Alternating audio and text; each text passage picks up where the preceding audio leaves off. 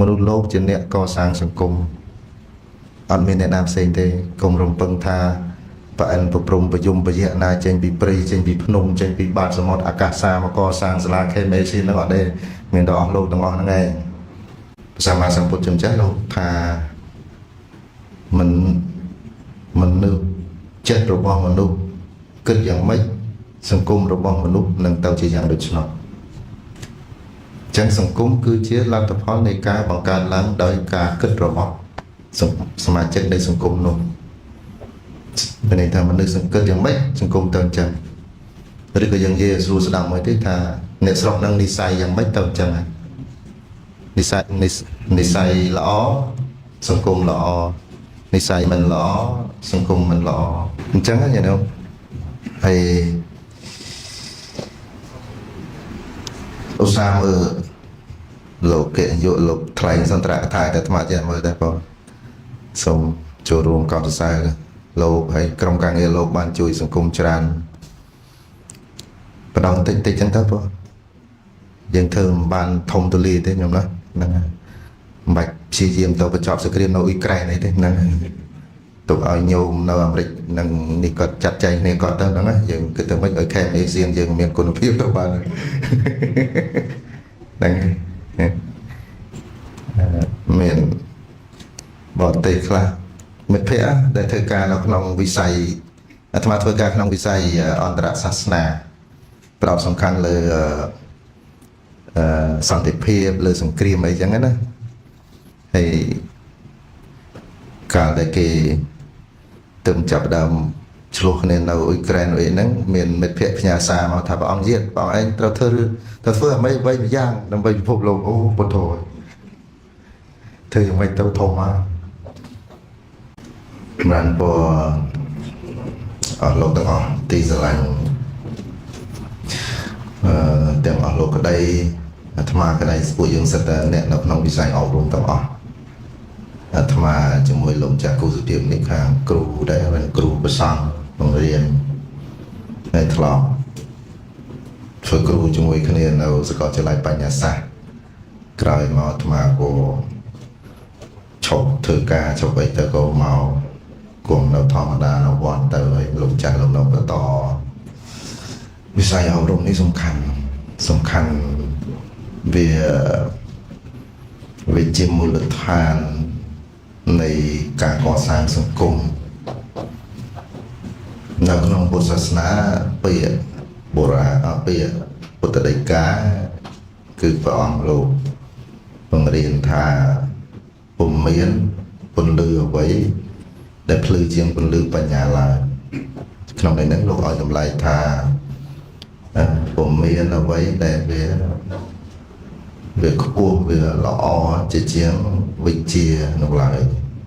ណាបញ្ញានឹងសំខាន់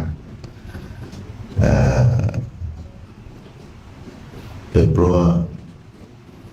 ទីមួយវាជួយយើងជួយយើងឲ្យស្វែងយល់អំពីខ្លួនឯងក្រោយពីយើងបានយល់ពីខ្លួនឯងហើយវាអាចជួយយើងឲ្យយល់អំពីសង្គមទាំងមូលតាមរយៈចំណេះដឹងហ្នឹងបងជួយបានច្រើនណាស់ហើយវាជួយឲ្យយើងចាក់ចែងពីភាពងងឹតនៃអវិជ្ជាតមកចូលទេបរាយណោមានន័យថាវិជ្ជាហ្នឹងជួយលើកយើងឲ្យផុតពីពិភពងងឹតនៃអវិជ្ជាចឹងសំខាន់បងសំខាន់ណាស់អត់វិជ្ជាអត់ចំណេះដឹងសង្គមមិនទៅមុខទេបង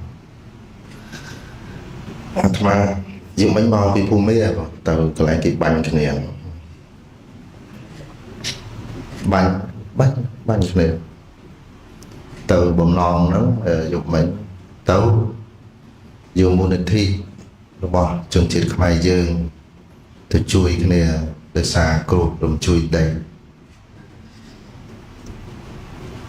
hay đây nó về chui nào mình chui cho mặt lại bành cái này làm tuyệt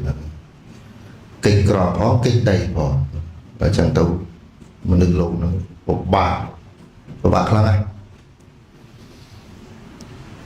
đang ở robot rồi nè nào khởi tệ đang bây giờ giấy bị tràn tệ tôn này hay bộ loạt lộ rồi đời làm bà chẳng nôngเป็นพุทธศาสนาการอบรมนี่สำคัญนะอบรมนี่สำคัญอย่างเราถ้าอบรมพระพุทธเจ้าเราทำประดปัญญาอย่างเราทำวิสัยการอบรม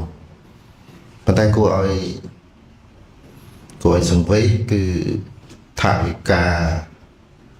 สำหรับการอบรมวิสัยอบรมกรุ๊ปปฏิทั้งออกติดเกียงทาวิกาเธอสังเกตทั้งออกในวิบัติในยังตัวประชุมหมอการทราบชี้ได้ยังต้องความติดอย่างไรอบรมสำคัญนะตัวแต่เลิกตัวปัจจัยปฏิทั้งออกเดี๋ยวไปอ่านออกมาฉบับทาวิกาโยเทจารจึงอบรมในวิบัติอันนั้นเป็นยังต้องไปทมไปปัจจัยตลอดมาวิ่งจังจำเริญโปรธาบาสังคมนู้เมียนการจัดดังจราเวลงบัตรในมหันตรายสังคมจราในภูมิตั้งมาโรยชนามได้แต่มาโรยชนามมุ่งเมียนกรุทองจีนดังมาโรยชนามกรอยเมาส์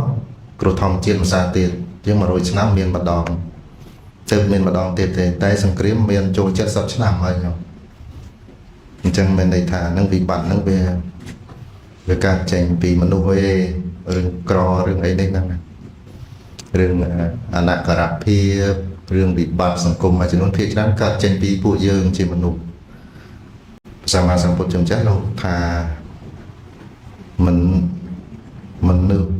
เจ็ดระบบมนุษย์เกิดอย่างไม่สังคมระบบมนุษย์นั่งเต้าจีอย่างโดยเฉพาะจังสังคมคือเชื่อหลักเฉพาะในการบังการล้างโดยการเกิดระบบสมาชิกในสังคมนู้นเป็นในทางมนุษย์สังเกตอย่างไม่สังคมเติมจังหรือก็ยังเยซูสดามาที่ท่าเนื้อสระนั่งนิสัยยังไม่เติมจังนิสัยหล่อสังคมหล่อนิสัยมันหล่อสังคมมันหล่อจังอะไรอย่างนั้นไอ้อุตสาหโลกเกยโยโลกไทยสันตระถ่ายแต่ธรรมะจะมาได้ปะส่งโจรวมกองสายโลกให้กรมการเงินโลกบ้านจุยสังคมจรานประดองติดจังทับปะยังเธอบ้านทมตุลีได้ยังนะนั่นบัดชีเยี่ยมตัวประจอบสกรีนเอาอีกไกลไหนได้นั่นตัวเอาโยมเราอเมริกนั่งนี่ก็จัดใจนี่ก็ตั้งนั่นนะยังคือตัวไม่เอาแค่เอเชียนยังมีคุณภาพตัวบ้านนั่นเมียนบอดเตะคลาเม็ดเพะได้เทการเราขนมวิสัย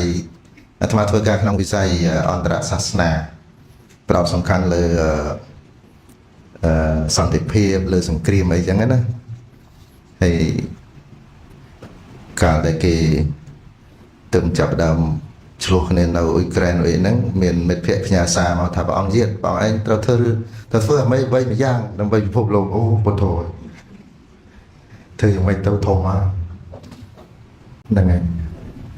เอาจังแล้วเรื่องไปทองเรื่องไปจราจังเรื่องใดยังไอเธอบ้านยังเธอขนมกำไรบุญยังนั่นยังบางยีทองไปใช่ไหมทองไปก็เธอการแต่ทำไมยังจะอุดนะอุดเนาะบางมาอุดผมพบนกอยู่ไม่ตรอมกุยแล้วเกิดตรอมปันนังตามลัทธิเพียบแต่อาจเธอตบานจังอบรมนี้ช่วยที่มุ่ยช่วยเอาสังคมเป็นสเตอร์เพียบนะเวลาไปอยู่แต่ละอไปเอาพอมาวิ่งก็อยู่ได้นะซึ่งการอบรมนี้สำคัญนะอาตมาก็ปรังลงใจปรังตั้งยุคตั้งไงตามธรรมเทศนาบปองยังสำหรับผู้ยังได้อบรมนี้ លោកត្រូវអត់ធ្មត់ភាពអត់ធ្មត់នៅក្នុងការងារជាមង្គលតាមិនមែនអត់ធ្មត់ឲ្យគេប្រមាថការទៀនទេណាមានថាវាលំបាកតែយើងអត់ធ្មត់ចឹងអស់លោកអ្នកអប់រំដល់ប្រឹងអត់ធ្មត់ថ្មាច់អត់ធ្មត់ដែរកន្លែងខ្លះបានកន្លែងខ្លះអត់បានទេខឹងដែរជេរច្រើនពេកខឹងដែរយ៉ាងជេរអត់ឈប់សោះវាយ៉ាងម៉េចវាហ្នឹងហើយមនុស្សលោកខឹងហ្នឹងហើយខឹងដែរប៉ុន្តែយើងហ្នឹងហើយតស៊ូតទៅទៀតហើយជូនប៉ុណ្ណឹងថាសម្រាប់ពួកអ្នកវិស័យអប់រំលោកហាក់ដូចជាឲ្យនៅត្បូងពេជ្រមួយដល់សង្គមឲ្យទីថាជាមរតកមួយឲ្យទៅដល់សង្គមតាមរយៈការអប់រំនេះឯងអញ្ចឹងសូមអស់លោកជួយធ្វើម៉េចទេយើងកើតមកចង់ចំនួនប្រទេសយើងកំពុងអភិវឌ្ឍអញ្ចឹងយើងលំបាកហើយចំនួនពួកយើងអញ្ចឹងបើយើងចង់ឲ្យមកលុបដល់កូនចៅយើងដល់យើងប្រឹងឈរឲ្យបាំងថ្ងៃបានមកលុបបើយើងអត់ប្រឹងលូតទេអត់មានមកលុបទេមានតែពួកចំនួនយើងនេះប្រឹងលូតឲ្យខ្ពស់ទៅយើងបានមកលុបធំមានន័យថាបើពួកយើងប្រឹងកូនចៅយើងធូរជាងយើងហើយកើតមកមានសាលា KMASIAN មានអីចូលរៀនចិនអង់គ្លេសមានសាលាផ្សេងហើយបើពួកយើងចំនួនយើងនេះអត់ប្រឹងទេអ្នកក្រោយមកលំបាកកាន់តែខ្លាំងហើយប្រើពេលយូរហ្នឹងហើយហើយពេលកណានិយាយដល់ការកសាងសង្គមគេនិយាយទៅពីគេនិយាយអំពី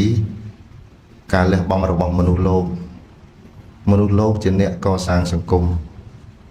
អត់មានអ្នកណាផ្សេងទេកុំរំពឹងថាប្រអិនប្រព្រំប្រយមពយៈណាចេញពីព្រៃចេញពីភ្នំចេញពីបាតសមុទ្រអាកាសសាមកកសាងសាលា KMC ហ្នឹងអត់ទេមានតែអស់លោកទាំងអស់ហ្នឹងឯងចឹងកណានិយាយពីការកសាងសង្គមមនុស្សគេនិយាយដល់ពីការលះបង់របស់មនុស្សលោកហើយសូមជូនពរលោកទាំងអស់លោកមានសុខភាពល្អហើយជោគជ័យនៅក្នុងបេសកកម្មអប់រំនេះណាសូមអរគុណចាប់ពីថ្ងៃនេះ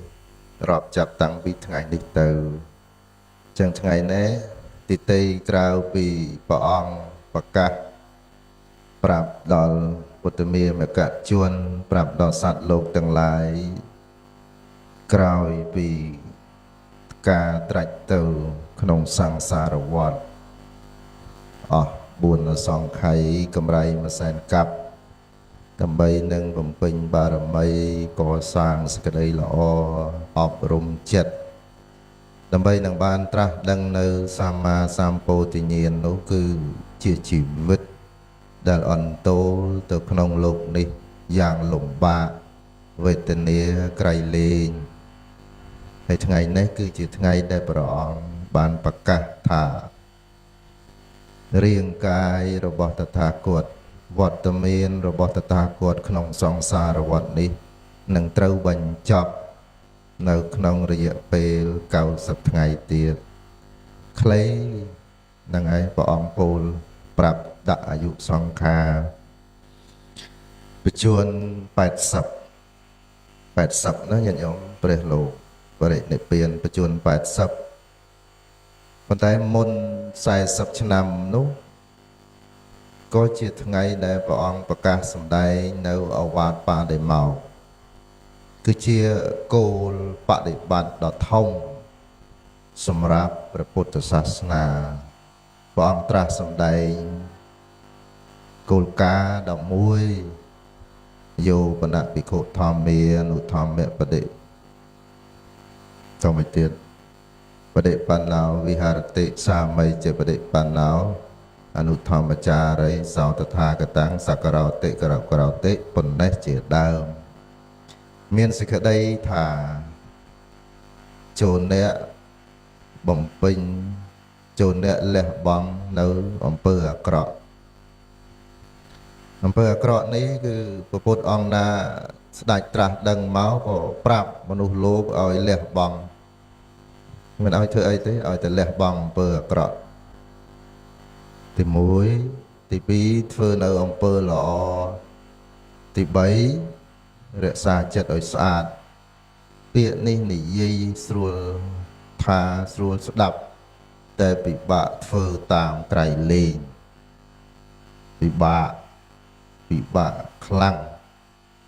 ពិបាកទាំងញោមពិបាកទាំងព្រះអង្គប្រសង់ ព្រោះជាកិច្ចការដែលជាសង្គ្រាមផ្លូវចិត្តដែលមនុស្សលោកត្រូវធ្វើជាមួយនឹងកិលេសដល់អញ្ចឹងទៅពិបាកអញ្ចឹងពួកយើងទាំងអស់គ្នានឹងកាន់សិលខ្លះពេលខ្លះទៀតឈប់កាន់សិលដាច់សិលធ្វើបាបខ្លះធ្វើបុណ្យខ្លះច្បោកច្បល់ទៅមកអ្នកណាឆ្លាតវៀងវៃមានបញ្ញាប្រសើរទៅក៏រំដោះខ្លួនចេញអំពីអំណាចនៃកិលេសនឹងខ្លាំងទៅក៏បានសុខទៅអ្នកខ្លះមិនសូវយល់មិនសូវដឹងអំពីសច្ចធម៌នឹងក៏ពិបាករស់ចឹងទៅនេះជាសភាវៈធម្មតារបស់មនុស្សលោកអញ្ចឹងពួកយើងដែលជាអ្នកកើតមកនៅក្នុងសង្សារវដ្តហ្នឹងលំបាកគួរសមដែរតែបើប្រឹងបើព្យាយាមអាចធ្វើឲ្យខ្លួនហ្នឹងបានសុខមួយចំនួនច្រើនអញ្ចឹងទៅយើងឃើញរឿងរ៉ាវជាច្រើនឃើញដែលវាវិវត្តទៅមកចុះឡើងអំពីសេចក្តីល្អទៅអាក្រក់អំពីអាក្រក់មកល្អដូចជាដំណើរជីវិតរបស់ឧបាសិកាហេបកុនក្នុងជាដើមមិនដឹងថាឆាកជីវិតរបស់ជីដូននោះពីក្មេងយ៉ាងណាទេប៉ុន្តែគ្រាន់តែដឹងថានៅក្នុងវ័យចុងក្រោយឃើញសប្បាយចិត្តនឹងរឿងសេចក្តីល្អនឹងរឿងសិលនឹងរឿងទាននឹងរឿងភាវនាកាលដែលនៅមានជីវជននៅឡើយលៀបទាំងឡាយយោះទាំងឡាយស័កទាំងឡាយការពោលសរសើរទាំងឡាយសេចក្តីសុខទាំងឡាយហ្នឹងដូចថាជារឿងដែលគឺថាវាអស្ចារ្យវាសំខាន់វាអត់បាននៅពេលដែលខ្យល់អាសាសៈបាសាសៈវាឈប់ដើរទៅអ្វីគ្រប់យ៉ាងក៏ជាប់ក៏រលត់សូន្យឈឹងទាំងអស់តទេនិសតោនិជីវោសញ្ញោនេះជាអត្តដ៏ជ្រៅនៃការបង្រៀនព្រះពុទ្ធសាសនារបស់ព្រះពុទ្ធជាម្ចាស់ក្នុងបរមត្ថសច្ចៈហ្នឹងលោកថាជីវិតនៅទីបំផុតហ្នឹងសោះសូន្យតទេក៏ប៉ុន្តែអាមុនតទេនោះត្រូវធ្វើមិនរឿងដែលសម្រាប់អ្នកកាន់ព្រះពុទ្ធសាសនាត្រូវបដិបត្តិហ្នឹងគឺមុនដែលជីវិតហ្នឹងដើរមកដល់ទីបញ្ចប់ឥឡូវដូចជាករណីឧបាសិកាហេបកុនហ្នឹងណាយើងរំលឹកខួបលោក90ឆ្នាំ100ថ្ងៃណាហើយប៉ុន100ថ្ងៃនេះចង់ចម្រើនពរបន្តិចដែរញាតិញោមខ្លះគាត់ឆ្ងល់ថាចុះដាក់115ថ្ងៃបានណា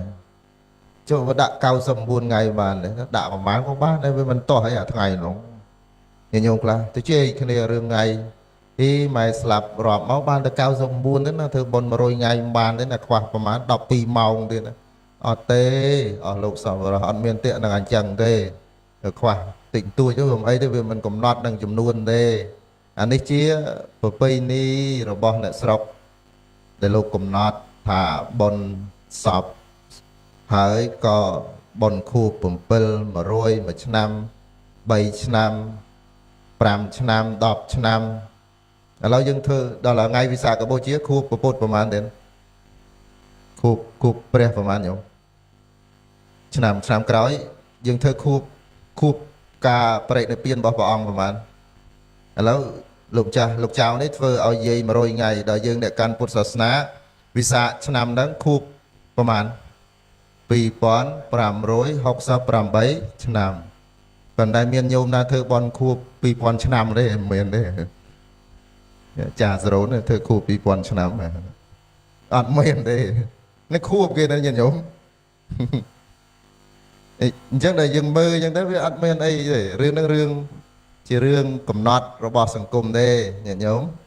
ហើយអ្នកកាន់ពុទ្ធសាសនានេះសង្កេតឃើញច្រើនដូចគ្នាស្តៀងគ្នាមួយអាទិត្យ3ខែ1ឆ្នាំ10ឆ្នាំ 20 ឆ្នាំ30 ឆ្នាំនឹងសុទ្ធតែជាបុគ្គលឯកជាបុគ្គលដែលមានគុណូបការៈចំពោះសង្គមដូចជាព្រះរាជាព្រះប្រមុខរដ្ឋថ្នាក់ដឹកនាំអ្នកប្រាជ្ញកម្ពុជាអីហ្នឹងគ្រប់ធ្វើហើយខួប100ឆ្នាំខួប200ឆ្នាំអីបើយ៉ាងដូចអាត្មានេះតែមួយឆ្នាំចប់ហើយបាត់ទាំងរូបបាត់ទាំងរូបថតហ្នឹងវាអស់ទាំងធាតុហ្នឹងទៀតណោះដូចពួកយើងអីតាមចាស់ហើយអីខ្លាចនៅបាន25ឆ្នាំអីអានេះខួបទេញាតិញោមអញ្ចឹងរឿងទាំងអស់នេះរឿងលេខ2ទេសម្រាប់យើងអ្នកកាន់ពុទ្ធសាសនានេះរឿងលេខ2ទេរឿងដែលរស់នៅមុនពេលស្លាប់ទៅជារឿងលេខ1ពេលនេះឥឡូវនេះនេះខណៈពេលដែលពុទ្ធបរិស័ទដែលកំពុងតែស្ដាប់ឮមើលឃើញអីទាំងអស់ហ្នឹងនេះជា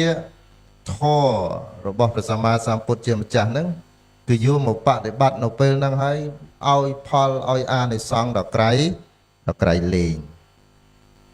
ដល់ពេលមនុស្សស្លាប់ទៅហើយគ្រាន់តែជាការឧទ្ទិសជាការរលឹកជាការគោរពតែប៉ុណ្ណឹងឯងលើសពីប៉ុណ្ណឹងมันអាចនឹងធ្វើអ្វីបានទេយើងមិនអាច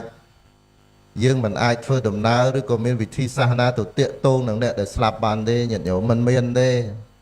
អាចមានព្រះអរិយបុគ្គលដែលលោកប្រកបដោយបដិសម្បទាអភិញ្ញាដូចជាយ៉ាងព្រះពុទ្ធជាម្ចាស់ជាដើមព្រះអង្គនិយាយជាមួយនឹងពួកអមនុស្សពួកទេវតាអីហ្នឹងយើងជានិស័យរបស់ព្រះពុទ្ធយើងទៅមិនដល់ទេយើងទៅបានត្រឹមតែឲ្យធូបហើយនិយាយដាក់រូបថតទៅប៉ុណ្ណឹងទេយើងបានត្រឹមតែឲ្យធូបហើយនិយាយដាក់ចេតិយទៅប៉ុណ្ណឹងទេហើយគ្មានការឆ្លើយតបមកថាយ៉ាងណាទេមិនមានទេអញ្ចឹងព្រះសម្មាសម្ពុទ្ធជាម្ចាស់លោកបង្រៀនសាវកទាំងឡាយថាការបួងសួងក្តីការបូជាក្តីការធ្វើយ៉ាងណាក្តីនឹងវាអត់បានផលក្រៅតែអំពីការធ្វើបុណ្យនឹងទេឧទ្ទិសកុសលជូនចំពោះអ្នកដែលបានធ្វើការលកិរិយាទៅហើយអញ្ចឹងណាញាតិញោមនេះគឺការឧទ្ទិសបុណ្យកុសលហ្នឹងប៉ុណ្ណឹងហើយឃើញច្រើនអត់មានអីទេញាតិញោមទី1គឺថ្វាយទានចំពោះបុគ្គលដែលមានសិលទី2ឧទ្ទិសចំពោះអ្នកដែលបានធ្វើការកិរិយាទៅទី3នោះបានអនុមោទនានៅបុណ្យយើងទៅប៉ុណ្ណឹងដែរហើយនិយាយតិចទៅញោមណោះហ្នឹងហើយឲ្យបានជាការបដិបត្តិអាត្មាទៅទេសនាផ្ទះមួយនៅទីក្រុងភ្នំពេញភ្លេចហើយសូមទោសម្ចាស់ផ្ទះផងទេសនាចប់ញោមគាត់ប្រគេនមកដុំមកប្រអប់ស្អាតណាប្រគេនអាត្មាក៏ចុះស្អីចេះបើកមកឃើញមានប៉ាសពតនោះមួយមានសបុតយន្តហោះនោះមួយសបុតយន្តហោះនោះគេដាក់ថា Paradise Airline ប្រែថាអាកាសចរឋានសួគ៌ហើយ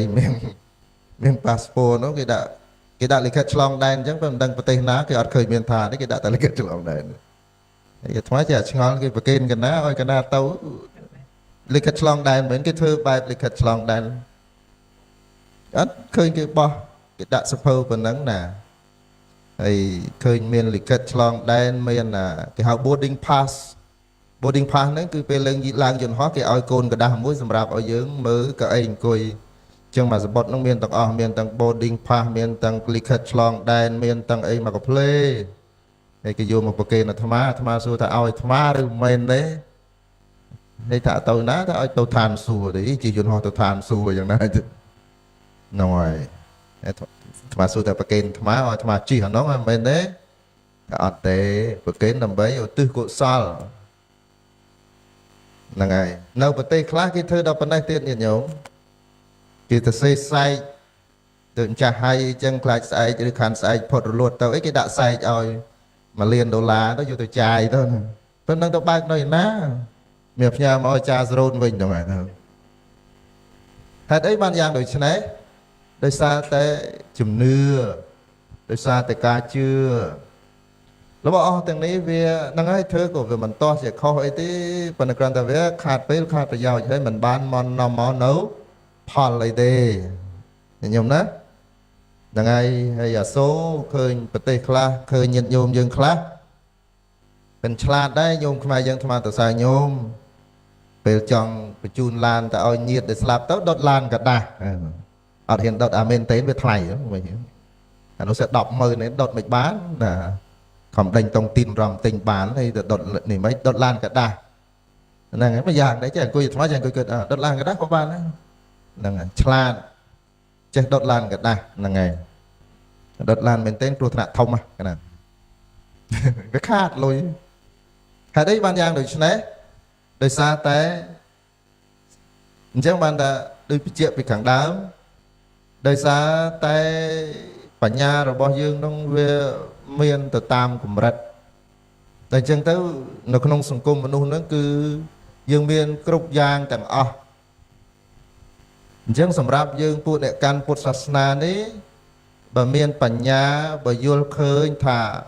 การผมเป็นบนกุศลกูធ្វើយ៉ាងដូចមកដេចយ៉ាងយល់ច្បាស់ទៅ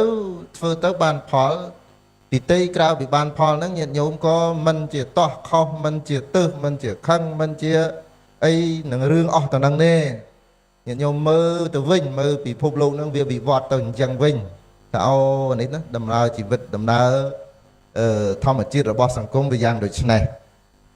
ហើយរឿងទាំងអស់នេះកើតរហូតមកញាតិញោមដោយសម័យព្រះអីអញ្ចឹងមានលោកគ្រូម្នាក់នោះអាចារ្យអីបរិភោគលាមកនោះឈ្មោះអីណាជីវៈជីវកៈគាត់បរិភោគលាមកហើយគាត់ព្យាយាមពន្យល់ប្រាប់អ្នកដទៃថាគាត់ជាព្រះអរហន្តព្រោះលាមកជារបស់ដែលគេបោះបង់ចោលអញ្ចឹងគាត់ថាបើគាត់បរិភោគលាមកទៅវាអត់នាំមកនៅកិលេសទេខ្លួនគាត់គ្មានកិលេសទេនិយាយអញ្ចឹងមនុស្សជឿញោមមើលជឿណាមនុស្សយើងជឿណាហ្នឹងហើយស៊ីអីក៏ជឿដែរឲ្យតែបកែនិយាយមិនថាស៊ី hamburger ឬស៊ីអីអាលមួអីទេជឿទាំងអស់ឲ្យតែបកែនិយាយគាត់នឹងជឿភ្លាមមនុស្សជឿញាតិញោមមើលហើយសំបីទៅកើតតន់សម័យកាលមានវត្តមានរបស់ព្រះសម្មាសម្ពុទ្ធជាម្ចាស់គង់នៅទីនឹងហើយណាក៏សត្វលោកនឹងមិនអាចចូលទៅចិត្តដើម្បីនឹងបានផល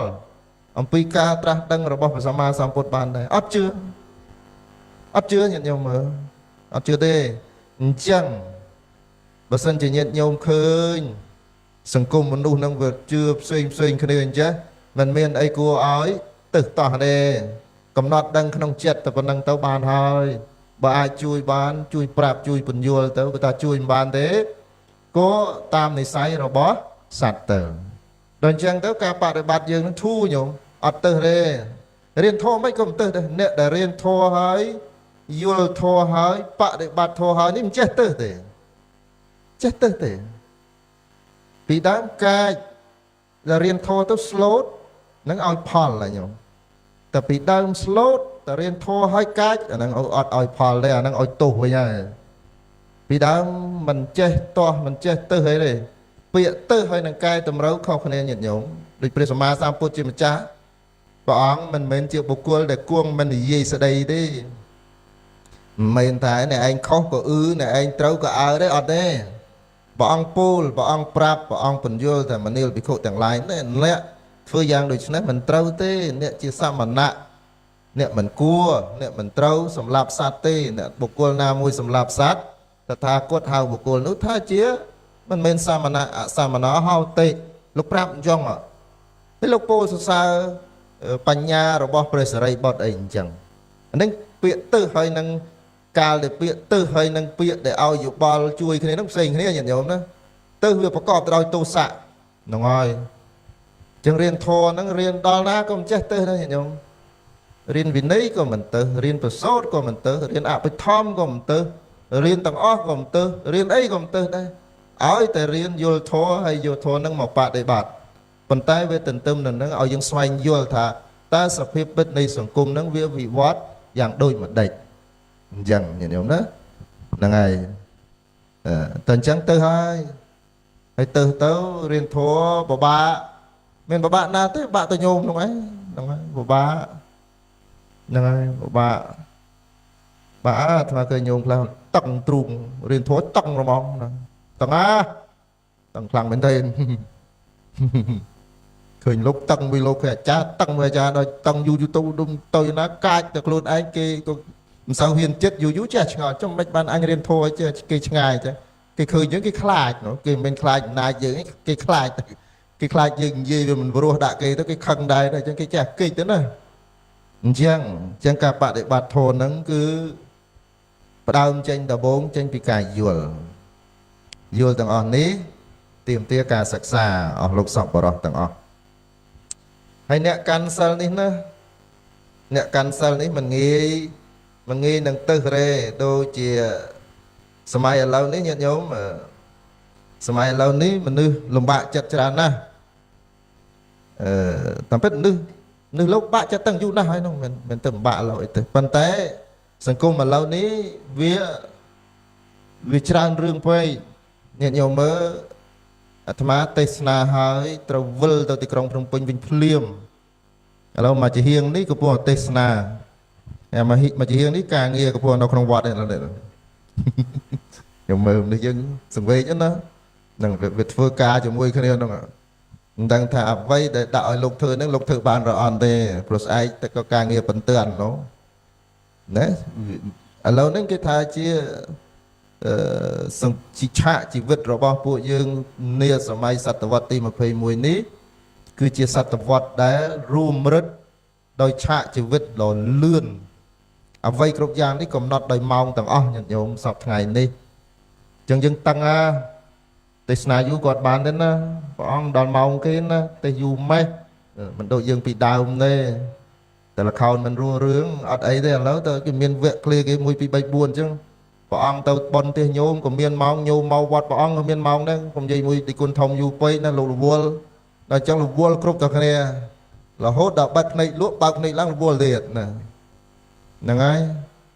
hèแล้วอัดได้แต่ยุบเมนยุบไงเมนไงเนี่ยเมนในทำไมยุบเราสระขมายปนเนี่ยสกอลยังนำริกนู้ไงนะมีเรื่องไอ้เตยไอ้มาตั้งยุบมีบ้านดีบ้านปูนในได้ไงเนี่ยจังปีดาวแต่เปรี้ยติดเล็กยุบไปแล้วอันได้แต่เห็นแต่บางตู้ซับcái tê màu rương say na ô để con ơi khơi na chi thì con tam Facebook nó từ đây ban pi màu na chi từ đó nít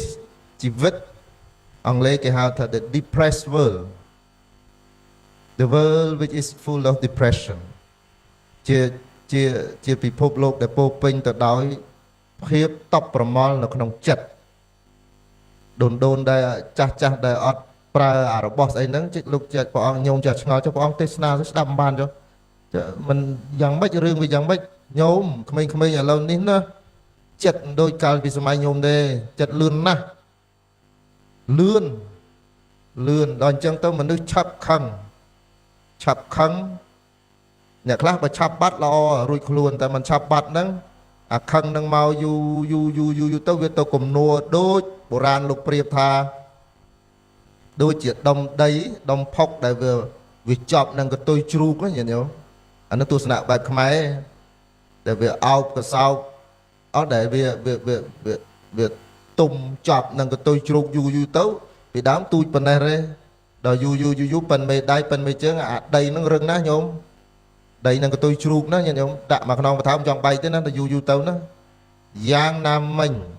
ចិត្តរបស់មនុស្សសម័យបច្ចុប្បន្ននេះ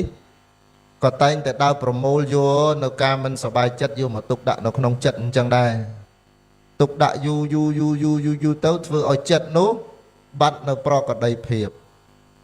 ឆាប់ខឹងណាជួនកាលគាត់តែរឿងអីប៉ះតែបន្តិចហូរទឹកភ្នែកមកតែម្ដងហើយចាស់ឆ្ងល់ថាគាត់ហ្នឹងក៏ភ្នែកទន់ម៉េចថាអត់ទន់ទេដោយសារចិត្តរបស់គាត់ហ្នឹងវាគ្របដណ្ដប់ទៅដោយសេចក្តីទុកហ្នឹងវាយូរពេកដល់ស្អីប៉ះតែបន្តិចដូចជួលហុងយ៉ាងវាហូរច្រោកតែម្ដងវាអត់មានកន្លែងចេញវាឆ្លាលមកវាចេញតាមទឹកភ្នែកអ្នកខ្លះមិនចេញតាមទឹកភ្នែកចេញតាមកំហឹងអីចឹងទៅនេះនោះអ្នកខ្លះអត់មានអីចេញក៏ចេះតែច្រៀងចេះតែស្រែកចឹងទៅវាទៅគ្រប់រឿងអស់អញ្ចឹងអាហ្នឹងសម័យបច្ចុប្បន្ននេះគឺយ៉ាងដូចនេះឯងដល់អញ្ចឹងតើយើងអ្នកកាន់ព្រះពុទ្ធសាសនាគួររស់យ៉ាងម៉េចញោមគួររស់យ៉ាងម៉េចស្ដាប់ព្រះអង្គទេសទៅដូចពិបាកដល់ពិភពលោកនេះរស់តែកន្លែងកិច្ចទៅកន្លែងពិភពលោកមួយទៀតមើលតឹងម៉េចឥឡូវធ្វើយ៉ាងម៉េចរស់ឲ្យស្រួលមិនស្រួលទាំងអស់ទេមិនឲ្យស្រួលច្រើនតិចទៅ ឲ្យបានធ្វើយ៉ាងម៉េចមានវិធីមួយជឿថាចុះព្រះអង្គអ្នកទេសហ្នឹងអត់ដែលកាត់ទុកទេតើទៅប្រាប់មិញហ្នឹងមកជាហៀងនេះនៅការងារហ្នឹងណាប៉ុន្តែយើងគ្មានកន្លែងកិច្ចទេខ្ញុំរត់ទៅណាអត់ទេចាក់ចេញពីគ្រួសារក៏មិនបានចាក់ចេញពីផែនដីនេះក៏មិនបានចាក់ចេញពីជីវិតនេះក៏អត់បានទេរត់តែអត់បានហើយអញ្ចឹងធ្វើយ៉ាងម៉េចក្នុងពុទ្ធសាសនាគឺមានតែដើរឆ្ពោះទៅមុខកិច្ចបដិបត្តិដ៏សាមញ្ញធម្មតាដែលព្រះសម្មាសម្ពុទ្ធជាម្ចាស់លោកបង្រៀនលោកឲ្យកាន់សិលញាតិញោមហេតុអីបានឲ្យកាន់សិលដំបងសិនទេមិនទាន់ឲ្យទៅអញ្ជើញទៅណែតាមអតឹងតោះសัตว์អីទេឲ្យកាន់សិលសិនទៅកាន់សិលថាដូចម្ដេចបានឲ្យកាន់សិលព្រោះសិលហ្នឹងវាមានប្រយោជន៍សិលហ្នឹងវាមានគឺអត្ថប្រយោជន៍របស់សិលហ្នឹង5យ៉ាងទី1សមាធាននេថោញាតិញោមបើកាន់សិលមានបាណាតិបាតាអតនីទានាការមិនសម្លាប់ការមិនលួចការមិនប្រព្រឹត្តខុសក្នុងកាមការមិនកុហកប្រើនៅវិជ័យទុច្ចរិតហើយការមិនសេពនៅគ្រឿងស្រវឹងលោកថានេះជាគោល5យ៉ាងនេះបើធ្វើបាននោះជីវិតរបស់ញោមនោះវាជាទីប្រជុំចុះនៃសុចរិតភាពមានន័យថាដំណើរជីវិតដំណាក់កាលទី1ហ្នឹងគឺមានសេចក្តីល្អច្រើនហើយញោមមិនអាចមានកាយទុច្ចរិតបានទេបើកាន់សិលនោះអញ្ចឹងអត់មានពៀទេញាតិញោមអត់មានភ័យខ្លាចអត់មានអីទេហើយបើអត់លួចហើយមានតែឲ្យទានការឲ្យទាននេះវាជាហេតុនាំមកនៅប្រយោជន៍ច្រើនណាស់ញាតិសម្បទាឲ្យទានបរិបូរដោយញាតិពធអញ្ចឹងញាតិញោមញាតិពធញាតិហ្នឹងមិនមែនមកចែកមាសចែកពេជ្រគ្នាទេបានគ្នាជាកម្លាំងបានគ្នាជាញាតិបានគ្នាជារបងចឹងសិលហ្នឹងអត្តទី1គឺជាកលែងប្រជុំចុះនៅសុចរិតហើយកាលណាតែទីណាដែលបរិបូរជាពិសេសក្នុងឆាកជីវិតហ្នឹងបើបរិបូរដោយភាពសុចរិតអាភាពទុច្ចរិតហ្នឹងអំពើទុច្ចរិតហ្នឹងវាកាត់បន្ថយអញ្ចឹងក្នុងទីនោះហើយកន្លែងនោះហើយសេចក្តីសុខហ្នឹងនឹងកើតមានប្រកបឡើងចំពោះអ្នកបដិបត្តិអញ្ចឹងណាញោមហ្នឹងហើយសិលហ្នឹងប្រជុំចុះនៅសុចរិតភាពអត្តរបស់វាអ្នកកាន់សិលហ្នឹងគឺជួបហើយយើងកាន់សិលមិនមែនដើម្បីជីវិតអមតៈទេញាតិញោមណាអាត្មាធ្លាប់ឮញាតិញោមខ្លះហ្នឹងគាត់ទៅមកពីវត្តស្រាប់តែនិយាយឡើងស្លាប់បាត់ម៉ែអត់ទេអត់តាក់ទងរឿងហ្នឹងទេព្រោះតែមិនកាន់សិលក៏ស្លាប់ដែរកាន់សិលក៏ស្លាប់មិនកាន់ក៏ស្លាប់បើព្រះពុទ្ធសំបីតព្រះអង្គទ្រង់ប្រេតនិព្វាននេះចុះយើងមិនអីទៀតវាជាធម្មតាធិយធម្មោធម៌ដែលវាជាប្រកបទៅវាអស់ទៅជារឿងធម្មតាណាធម៌ហ្នឹងធម៌ធម្មតាធម៌ស្លាប់ញាតិញោមគ្រាន់តែមនុស្សយើងចាត់ទុកវាមិនមែនជារឿងធម្មតាដល់ប៉ុណ្ណឹងតែធៀបពិតវាជាមរតកនៃលោកនេះទេជារាជាធិមរណៈវាជាមរតករបស់ពិភពលោកនេះតើញាតិញោមញោមសាករួមមនុស្សណាដែលមានអាយុ1000ឆ្នាំអត់មានទេឡើយ500ឆ្នាំក៏អត់មាន300 200 100មានណាញាតិញោមខ្លះគាត់មានរឿងកតិមួយពោលមនុស្សភាគច្រើនអត់ចង់ស្លាប់ទេកតិលោកទេរឿងនេះខ្ញុំជួយស្ដាប់ទៅមើលហើយពិចារណាមានស្ដេចមួយអង្គហ្នឹងគាត់ចង់បានជីវិតអមតៈញាតិញោមក៏អត់ចង់ស្លាប់ទេព្រះរាជាអង្គហ្នឹងចង់បានជីវិតអមតៈអញ្ចឹងគាត់ព្យាយាមឲ្យពួកមន្ត្រីអាមាត្យអីទាំងអស់ហ្នឹងព្យាយាមដើររស់ឆ្នាំណាដែលព្រះអង្គសោយទៅហើយមានជីវិតអមតៈមានន័យថាមិនស្លាប់ទៅពួកអាមាត្យទាំងឡាយមន្ត្រីទាំងឡាយហ្នឹងចេះទៅដើររុកតាមភូមិតាមភ្នំតាមសមុទ្រតាមព្រៃទាំងឡាយក៏ទៅជួបអីសីមួយជួបអីស្អីក៏សួរថាអ្នកឯងមកទីហ្នឹងមកធ្វើអីថាខ្ញុំជាអ្នកបម្រើព្រះរាជាហើយខ្ញុំមកហ្នឹងគឺមករស់ឆ្នាំដែលអមតៈសម្រាប់ឲ្យជីវិតអមតៈដើម្បីថ្វាយព្រះរាជាដែលលោកតាឥសី អីស្អីហ្នឹងអីស្អីឯងហ្នឹងណែលោកអីស្អីណែលោកតាអីស្អីហ្នឹងមានស្គាល់ឆ្នាំហ្នឹងទេមិនដឹងតែអូដឹងតែខ្ញុំដឹងតែអ្នកឯងធ្វើដំណើរច្រកនេះទៅដល់រូងភ្នំទាំងមួយអ្នកឯងចូលទៅឃើញទឹកមួយលាងហ្នឹងអាទឹកហ្នឹងឯងទឹកអមតៈនោះអញ្ចឹងអាម៉ាតនោះអសម្បើមកទៅអីតាមពិតមានឆ្នាំអមតៈណាហ្នឹងហើយអញ្ចឹងអាម៉ាតហ្នឹងក៏ដើរទៅឃើញអញ្ចឹងមែនមកទូលប្រាប់ព្រះរាជាញោមព្រះរាជានេះអណាព្រោះអត់ចង់ស្លាប់អជឿអីស្អីមិនចេះកុហកអីដូចលោកអញ្ចឹងលោកណាកុហកមិនមែនលោកទេតែលោកកុហកមិនមែនលោកទេអីស្អីអត់កុហកឯងដល់អញ្ចឹងព្រះរាជាលោកស្ដេចយាងទៅតាមដែលគេប្រាប់អញ្ចឹងមែនចូលទៅក្នុងញក់ភ្នំនឹងមួយឃើញទឹកនឹងថ្លាឆ្វេងបងថានេះហើយទឹកដែលទទួលទានទៅនឹងមានជីវិតអមតៈព្រះអង្គលុតជង្គង់អោនហៀបទៅនឹងក្រេបមានណែមនុស្សម្នាក់បរិះម្នាក់ស្រែកពីចម្ងាយមកនៅចិត្តនឹងថាអេបរិះអ្នកឯងអោនផឹកទឹកនឹងទៅអីតាំងខ្ញុំនឹងព្រះរាជាឈ្មោះនេះអីចឹងទៅតែខ្ញុំមកនេះខ្ញុំឮអីស្អីប្រាប់ថាទឹកនេះតែផឹកទៅគឺថាជីវិតអមតៈមានជីវិតអមតៈហើយមិនចេះស្លាប់ទេហើយខ្ញុំចង់បានជីវិតអមតៈណាស់បានម្នាក់ក្នុងបរិះក្នុងស្រែកវិញប្រាប់ថាអូព្រះអង្គអើយកុំសោយទឹកហ្នឹងអីព្រោះខ្ញុំនេះខ្ញុំផឹកទឹកហ្នឹងហើយជីវិតអមតៈនេះខ្ញុំនេះអាយុ3លានឆ្នាំហើយខ្ញុំចង់ងាប់ហើយខ្ញុំឥឡូវខ្ញុំងាប់អត់បានសោះទេហើយខ្ញុំពិបាករស់ខ្លាំងណាស់ឥឡូវមិនដឹងថាធ្វើយ៉ាងម៉េចឃើញទេព្រោះចង់ស្លាប់ក៏ស្លាប់មិនបានព្រោះតែហ៊ានហូបប៉ុណ្្នឹងហើយគឺមិនអាចស្លាប់បានទេដោយសម្ដេចព្រះធម្មលិខិតលោះឡាយមុនព្រះអង្គសុគតធ្លាប់លើពោលពាក្យមួយព្រះអង្គបញ្ជូនដូច106លោកពោលមួយម៉ាត់ណាញោមលោកថាកណាហេតុអីបានជាតិនឹងខ្ញុំកណាអាយុវែងម្លេះដល់ពេលលោកព្រះអង្គលោកអាពាតយូរទៅ100ជាង10ឆ្នាំទៅលោកនឿយណាយក្នុងជីវិតអញ្ចឹងចម្រើនពោលបញ្ជាក់មកវិញថាធម្មជាតិយ៉ាងណាគឺវាយ៉ាងនោះហើយអញ្ចឹងសម្រាប់ពួកយើងដែលអ្នកកាន់ពុទ្ធសាសនាហ្នឹងមានតែរស់ទៅតាមសភាវៈធម្មជាតិពិតនៃលោកនេះតែប៉ុណ្ណោះទី2ព្រះអង្គលោកថាអ្នកកាន់សិលនេះមានអាចគឺទ្រទ្រង់ឲ្យខ្ពស់ឲ្យប្រសើរញាតិញោមអ្នកមានសិលខ្ពស់ដោយកិត្តិនាមកិត្តិគុណណាញាតិញោមដូចមកភូមិអញ្ចឹងបើមានអ្នកកាន់សិលតែ3 4ផ្ទះហ្នឹងជីដូនជីតាដែលជាអ្នកកាន់សិលឲ្យទាំងអស់ហ្នឹងដូចជាវាអានិសង្ឃហ្នឹងវាជះវាសាយភ័យទៅក្នុងភូមិហ្នឹងវាប្រក្រាបបានខ្លះដែរទ្រទ្រង់បុគ្គលអ្នកកាន់សិលហ្នឹងឲ្យខ្ពង់ឲ្យខ្ពស់ឲ្យប្រសើរហ្នឹងហើយទី3លោកថាអ្នកកាន់សិលនេះគឺអត្តនៃសិលនេះគឺបរិបូរដោយសេចក្តីចម្រើនដោយចិត្តមិនសូវលំបាកពេកញាតិញោមឬក៏កាន់សិលឲ្យលំបាកបើកាន់សិលឲ្យលំបាកញាតិញោមប្រឹងរៀនធម៌ឲ្យស្វែងយល់ខ្លួនឯងថាតើកាន់សិលហ្នឹងវាពិតជាអ្វី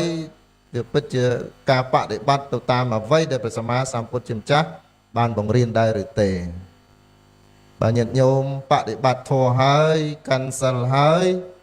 ចិត្តនឹងនៅតែលំបាកមានន័យថាការបដិបត្តិហ្នឹងមិនតាន់តាមត្រឹមត្រូវបដិបទារបស់ព្រះសម្មាសម្ពុទ្ធនៅឡើយទេអញ្ចឹងណាញាតិញោមរឿងលោកដតីរឿងលោកនៅជុំវិញខ្លួនលំបាកយ៉ាងម៉េចអានឹងអត់ទេតែបើដែលអ្នកបដិបត្តិធម៌ហ្នឹងតបូងគឺចេញពីសេចក្តីសុខពីក្នុងចិត្តហ្នឹងបើធ្វើបុណ្យហើយសុបាយចិត្តធូរសិលអ្វីគ្រប់យ៉ាងល្អនោះឈ្មោះថាផលនៃការបដិបត្តិហ្នឹងគឺឲ្យហើយតែបើកាន់សិលហើយលំបាកតឹងតែងគ្រប់កន្លែងដេកកុំសូវលក់ភ្ញាក់ឡើងក៏ពោពេញទៅដោយទោសៈគេថាមួយម៉ាត់មិនបានតែចេះចុះមិនបានចេះតែឆ្ងល់ថាចុះការបដិបត្តិនឹងបានផលឬទេនេះក៏ជាហេតុមួយដែរដែលយើងសម្លឹងមើលខ្លួនឯងញាតិញោមហ្នឹងហើយបុគ្គលដែលមានការប្រមាលមើលនៅចិត្តខ្លួនឯងជាប្រចាំ ជាបុគ្គលដែលប្រសើរជាបណ្ឌិតណាដូចព្រះលោកប្រធេរៈចាស់ចាស់ដែលជាអ្នកបដិបត្តិលោកថាពេលដែលខឹងណាប្រសិនជាយើងមានសមត្ថភាពដឹងថាយើងកំពុងតែខឹងណានោះក៏គ្រាន់បើដែរនោះក៏គ្រាន់បើដែរគឺវាអាចទប់កំហឹងនឹងឲ្យវានៅថមថយតែតើពេលខឹងហើយយើងអត់ដឹងដូចចិញ្ចឹមកំហឹងនឹងឲ្យកាន់តែធំឡើងអញ្ចឹងព្រោះហេតុដូច្នោះហើយបានជាញាតិញោមអ្នកបដិបត្តិធម៌មើលឃើញអំពើអក្រិតកម្មខ្លះចេះតែឆ្ងល់ថាទេរឿងហ្នឹងវាតូចសោះរឿងអត់មានអីធំទេរឿងជិះឡានវ៉ាគ្នាអីអញ្ចឹងណាខឹងដកកំភ្លើងបាញ់ប្រងផាងអីញោមដែលជាអ្នកបដិបត្តិធម៌ដែលជាអ្នកអប់រំចិត្តមើលរឿងហ្នឹងរឿងទូចឃើញអត់មានធំអីទេប៉ុន្តែសម្រាប់អ្នកដែលមិនអប់រំចិត្តសម្រាប់អ្នកដែលមើលមិនឃើញអំពីទោសនៃទោសៈចាត់ទុកជារឿងហ្នឹងជារឿងធំណាញាតិញោមមើលជួនកាលមនុស្សតោះគ្នាត្រឹមគ្រាន់តែស្រឡឹងមុខគ្នានោះហើយចុះបើមានភ្នែកមកឲ្យមើលគ្នាទៅមើលណាហ្នឹងហើយអ្នកខ្លះគ្រាន់តែមើលមិនបានណាមុខចុះបើដាក់មុខមកឲ្យគ្នាមើលលើកក្រោយមានទុកមុខនៅផ្ទះហើយដើរទៅខ្លួនណាញាតិញោមយ៉ាឆ្ងល់ថាទេចុះពួកហ្នឹងវាយ៉ាងម៉េចរឿងវាទូចសោះមិនបានធ្វើឲ្យធំថាវាកើតចេញនៅអំពីការដែលមិនទទួលស្គាល់ថានៅក្នុងចិត្តថាចិត្តហ្នឹងវាមិនតាន់បានអប់រំល្អណាទី4អត្តរបស់សិលហ្នឹងលោកថាគឺបរិបូរដោយប្រក្រតីភាពអ្នកកាន់សិលចិត្តនឹងញាតិញោមលោកថាមានប្រក្រតីភាពហ្នឹងចិត្តវានឹងញាតិញោមព្រោះយើងនៅលើភពផែនដីនេះព្រះអរិយបុគ្គលទាំងឡាយត្រូវរួមរស់ជាមួយនឹងពួកបទុជនទាំងឡាយហើយពួកបទុជនទាំងឡាយហ្នឹងត្រូវរួមរស់ជាមួយនឹងសត្វដេរឆានទាំងឡាយអញ្ចឹងមកផែនដីហ្នឹងគឺវាលីឡំគ្នាទាំងអស់ព្រះក៏នៅហ្នឹងប្រែតក៏នៅហ្នឹងដែរអញ្ចឹងធ្វើយ៉ាងម៉េចចាស់ថាត្រូវតែរក្សាចិត្តហ្នឹងឲ្យមានលំនឹងតែមិនអញ្ចឹងអត់បានទេអញ្ចឹងអត់បានទេហើយកាលណាតែចិត្តបាត់នៅភាពលំនឹងនេះណាវាធ្វើឲ្យមានបញ្ហាច្រើននៅក្នុងជីវិតប្រចាំថ្ងៃអញ្ចឹងអ្នកកាន់សិលអស់លោកអ្នកបប្រតិបត្តិសិលនេះវានាំមកនៅប្រក្រតីភាពនៅក្នុងចិត្តហើយកាលណាតែចិត្តមានប្រក្រតីភាពល្អហើយនឹងនួហើយប្រសើរហើយនោះកាយនឹងបរិបូរដោយសុចរិតវិជ័យនឹងប្រសើរដោយសុចរិតដល់អញ្ចឹងទៅមិនតែមានសេចក្តីសុខតែម្នាក់ឯងទេសំបីតែអ្នកដែលនៅជុំវិញហ្នឹងក៏នាំមកនៅសុខដែរឧទាហរណ៍ដូចជាមេដាបៃតាអញ្ចឹងបើសិនជាលោកទាំងពីរលោកបរិបូរដោយសិលកូនទាំងឡាយហ្នឹងរស់នៅតិចណាញញោមឯសត្វតឧបម្ដាយឪពុកគាត់ខឹងខ្លាំងអាប្រមាណអ្នកនៅក្រោមគ្រែហ្នឹងញ័រទាំងអស់ឃើញទេអំណាចនៃទោសៈហ្នឹងខ្លាំងណាស់ណាញញោមគ្រាន់តែកាហែមមកវឹបហ្នឹងអានោះធ្លាយនៅវាស្រែនោះអាតូចនោះឃើញទេមិនធម្មតាទេអញ្ចឹងចិត្តហ្នឹងបើសិនជាល្អ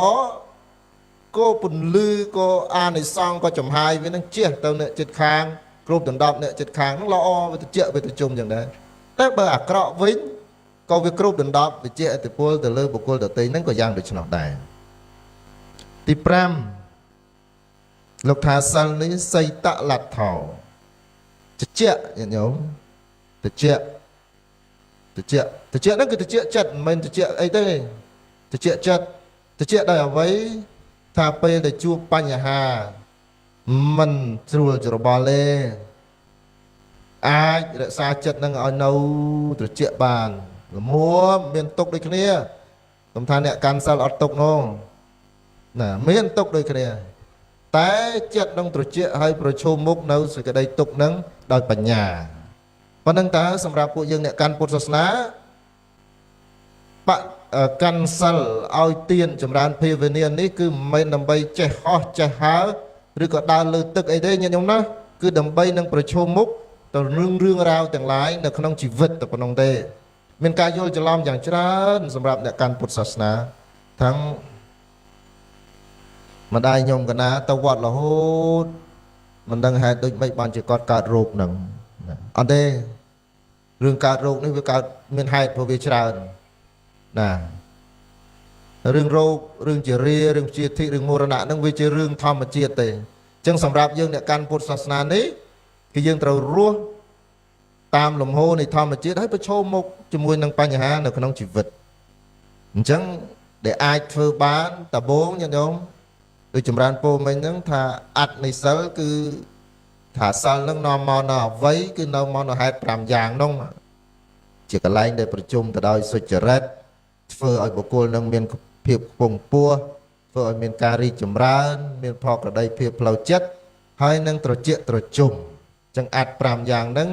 អាចនាំមកដល់ចំពោះអ្នកកាន់សិលហ្នឹងជាអានិសង្សផងជាអាចជាអ្វីដែលអ្នកបដិបត្តិសិលហ្នឹងអាចទទួលយកបានប៉ុណ្ណឹងញាតិញោមណាហ្នឹងហើយក្រុមចាស់សំដែងប៉ុណ្ណឹងប៉ុណ្ណឹងបានហើយញោមណាហ្នឹងហើយទៀតហើយទេ2ម៉ោងទៀតចុះថ្ងៃនេះ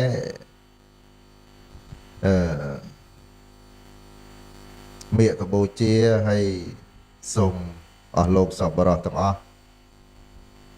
ហ្នឹងហើយឆ្លៀតពេលអញ្ជើញមកចូលរួមបុណ្យរបស់ព្រះបញ្ញាមនីញាណហាក់សៀងហៃដើម្បីឧទ្ទិសជូនចំពោះលោកយាយហេបកុនចឹងតនញាតិញោមទាំងអស់នៅមានបច្ចុប្បន្ននៅឡើយពេញចិត្តនឹងជីវិតទៅណាហ្នឹងហើយបច្ច័យមានប៉ុន្មានកុំទុកនៅក្រោមខ្នើយយកបច្ច័យខ្លះទៅណាប្រយ័ត្នតែផុតទៅគឺអស់ហើយគេយកចាយហើយបើថាខឹងធ្លាប់100អីចុះសល់80អីទៅធូរស្បើយកុំតឹងពេកហ្នឹងហើយធ្វើជីវិតឲ្យព្រោះរឿងទាំងឡាយវានឹងមានន័យខ្លឹមសារគ្រប់យ៉ាងទាំងអស់នៅពេលដែលខ្យល់អាសាសៈបាសាសៈនេះកំពុងតែដំណើរទៅដំណើរការទៅមានន័យថាកំពុងតែមានបច្ចុប្បន្នញាតិញោមណាតើអស់បច្ចុប្បន្នហើយអស់បច្ចុប្បន្នហើយចាប់ហើយហ្នឹងហើយញាតិញោមខ្លះគាត់ផ្ដាំច្រើនណាពេលជិតស្លាប់នោះផ្ដាំតែអញពេលអញងាប់ទៅធ្វើចេះធ្វើចុះផ្ដាំចុះផ្ដាំ20គេធ្វើបានមួយហ្នឹងបាច់ផ្ដាំទៅធ្វើខ្លួនឯងរបស់ញាតិញោមណោះហ្នឹងហើយចាំពេលផុតទៅឲ្យយ៉ាងណាក៏យ៉ាងហ្នឹងព្រោះយើងអ្នកកាន់ពុទ្ធសាសនានេះគឺយើងបដិបត្តិធម៌ដើម្បីរស់ឲ្យបានសុខមិនមែនបដិបត្តិធម៌ដើម្បីទៅកាន់ឋានសួគ៌ទេរឿងទៅកាន់ឋានសួគ៌រឿងអីទាំងអស់ហ្នឹងគឺវាជារឿងការងាររបស់កម្មផលទេបើព្រះពុទ្ធជាម្ចាស់លោកអត់ឲ្យតែយើងគិតផងញាតិញោមព្រះណាអត់ឲ្យគិតថាពេលស្លាប់ទៅនឹងកើតអីទៀតនោះលោកថាកុំគិតវាបើធ្វើល្អឲ្យតែល្អអ្វីគ្រប់យ៉ាងវានឹងល្អព្រះលោកមកគិតទៅទៀតញាតិញោមចឹងបានព្រះអង្គសម្ដែងអំពីសតិប្បដ្ឋាននេះឲ្យចម្រើនសតិហ្នឹងភ្លាមហ្នឹងបើថាពិសាបាយពិសាឲ្យឆ្ងាញ់ហ្នឹងហ្នឹងហើយបើថាស្លៀកពាក់ស្លៀកឲ្យស្អាតមកថាហេកិលេសចុះកិលេសតែយើងមានអស់កិលេសណាហ្នឹងហើយដល់ចឹងទៅបដិបត្តិធូរស្រួលមិនសូវតឹងមិនសូវទេហ្នឹងហើយចឹងបានពុទ្ធសាសនានេះរីកចម្រើននៅស្រុកអឺរ៉ុបនឹងលឿនមែនទែននៅពេលបច្ចុប្បន្ននេះឬលឿនដោយហេតុអីដោយហេតុថាធម៌របស់ព្រះសម្មាសម្ពុទ្ធជាម្ចាស់ជាធម៌នៅក្នុងទីនេះឥឡូវនេះ now and here ឥឡូវនេះទីនេះមានន័យថាកំពុងតែរស់នៅក្នុងពេលបច្ចុប្បន្នយើងក៏បានគិតថាស្លាប់ទៅកើតតបសិទ្ធឬក៏នៅតាវតឹងឬទៅកើតនៅរតនមណ្ឌលឬក៏នៅស្ដៅឬក៏ប្រទេសមានជ័យឬក៏កំពង់ឆ្នាំងអត់ទេព្រះលោកថាឲ្យគិតនៅក្នុងទីនេះបើបដិបត្តិយ៉ាងដូចនេះធម៌ដែលញាតិញោមពុទ្ធបរិស័ទកំពុងតែរៀនកំពុងតែសិក្សានោះនឹងឲ្យផលយ៉ាងក្រៃលែងដល់ព្រះយោគីវិចរអ្នកបដិបត្តិធម៌នឹងយ៉ាងពិតប្រាកដពេលនោះហើយសេចក្តីសុខនឹងកើតមាននៅក្នុងជីវិតអស់លោកជាសពបរិសទាំងអស់អញ្ចឹងសូមប្រគេនបុណ្យកុសលដល់ព្រះបញ្ញាមនីញាណហសង្ហៃដែលត្រូវជាចៅរបស់លោកយាយបាសិកាហេបកុនហើយនឹងក្រុមគ្រួសារទាំងអស់ដែលបានធ្វើ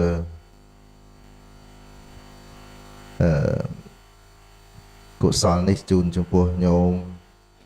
យាយប្រហែលជាស្ងប់ចិត្តហើយព្រោះបានឃើញចៅខ្លាយជាបុគ្គលមួយដែលជួយស្រុកទេសធ្វើជាប្រយោជន៍សម្រាប់សាធារណជនដល់ប្រទេសជាតិ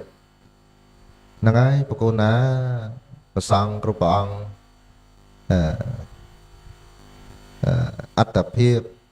ការប្រព្រឹត្តរបស់លោកម្ចាស់ហ្នឹងវាជាក្របពេជ្ររបស់ញាតិអញ្ចឹងដូចលោកម្ចាស់ហាក់សៀងហៃអញ្ចឹងជាមោទនៈរបស់គ្រួសារណាជាមោទនៈរបស់សង្គមអញ្ចឹងបកូនណាម្ចាស់ប្រសង់ក្មេងៗសូមលោកម្ចាស់ខំរៀនហើយធ្វើខ្លួនឲ្យខ្លាយជាប្រយោជន៍ជាទីពឹងពំនាក់របស់ពុទ្ធបរិស័ទនិងដល់សង្គមជាតិជួនកាលចំពេលញោមប្រុសនឹងគាត់វាហត់នៅវាអីវាអស់ចិត្តគាត់ឈប់ដើរអូព្រះអង្គប្រកែមែនជឿតែម្ដងណាអញ្ចឹងវិវត្តអញ្ចឹងកន្លែងហ្នឹងចង់សឹកចម្រើនពរញាតិញោមពុទ្ធបរិស័ទថាព្រះពុទ្ធរូបកសាងឡើងគឺក្នុងបំណងទុកជានិមិត្តរូបជាតំណាងនៃព្រះសម្មាសម្ពុទ្ធជាម្ចាស់ញាតិញោមណាដោយព្រះសម្មាសម្ពុទ្ធជាម្ចាស់ព្រះអង្គពោពេញទៅដោយគុណដ៏ក្រៃលែងគឺបញ្ញាគុណវិសុទ្ធគុណនិងករណាណាគុណសូមអនុមោទនាឥឡូវហ្នឹងគឺជ្រាបហើយអំពីគុណអំពីអ្វីដែលជាសារៈសំខាន់របស់ព្រះពុទ្ធរូបប៉ុន្តែសំដែងអញ្ចឹងមកឲ្យញោមឈប់ជឿឈប់បន់ទេញោមចង់បន់អញ្ចឹងចុះមិនទេមិនហាមទេណាមើលរហូតហ្នឹងឈឺហើយកៅហើយញាតិញោមពុទ្ធបរិស័ទទាំងអស់ជាទីស្រឡាញ់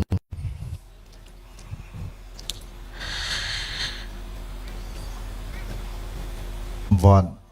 ពុទ្ធសាសនាយើងនេះជាពិសេសពុទ្ធរូបដែលត្រង់ឈរពុទ្ធរូបនេះញាតិញោមអាចជាពិបាកញាតិញោមណាអ្នកសិក្សាលោកមិនអីទេតែពុទ្ធបរិស័ទលោកព្រោះស្រុកយើងញាតិញោមដោយសារបច្ចុប្បន្នហ្នឹងអ្នកកាន់ពុទ្ធសាសនាច្រើនណាស់ឡើយញាតិញោមអ្នកខ្លះគេថា500លានអ្នកខ្លះប៉ុន្តែការស្រាវជ្រាវថ្មីប៉ាន់ប្រមាណរហូតឡើងដល់ទៅ700លានចិត្តតែ800លានអ្នកខ្លះទៀតថាលើសពី800លានដោយសារតែប្រទេសខ្លះកាន់ពុទ្ធសាសនា2ញោមអូនកាន់សាសនា2ទូយ៉ាងដូចជាប្រទេសជប៉ុនពុននេះកើតមកកាន់2តែម្ដងគឺកាន់សិនតូផងកាន់ពុទ្ធផងនៅស្រុកជប៉ុនគេមានពាក្យមួយថាកើតសិនតូស្លាប់ពុទ្ធមានន័យថាម៉េចមានន័យថាពេលកើតគឺកើតបកកប្រសិទ្ធពលីការអីសពបែបយ៉ាងអីជាបែបសាសនាសិនតូញោមស្រុកកានហ្នឹងថាស្អីសាសនាស្អីសិនតូដែលលឺបាក់បយលឡាវិញឆ្ងាយហ៎សិនតូហ្នឹងគាត់ចាំថាសិនតូអញ្ចឹងទៅហ្នឹងហើយដល់ពេលស្លាប់ជនជាតិជប៉ុននេះគឺស្លាប់ជាពុទ្ធសាសនិកកប់ស្អីយ៉ាងម៉េចបូជាយ៉ាងម៉េចអីយ៉ាងម៉េចផ្លាក់ព្រលឹងបាំងស្គលអីពិធីអីគឺពុទ្ធទាំងអស់អញ្ចឹងប្រទេសយ៉ាងដូចនេះមនុស្សកាន់សាសនា2អស់លោកសពបរោះទាំងអស់ជាទីស្រឡាញ់ដោយហេតុព្រះពុទ្ធសាសនាយើងនឹងកាន់ច្រើនកន្លែងអញ្ចឹងទៅដល់អញ្ចឹងព្រះពុទ្ធរូបដែលពុទ្ធសាសនិកនៃបណ្ដាប្រទេសនីមួយសាងសង់ហ្នឹងមានមុទ្រៈហ្នឹងគឺពុំញោមប្រែមួយទៀតថាពុំដូចជាព្រះអង្គយើងនេះ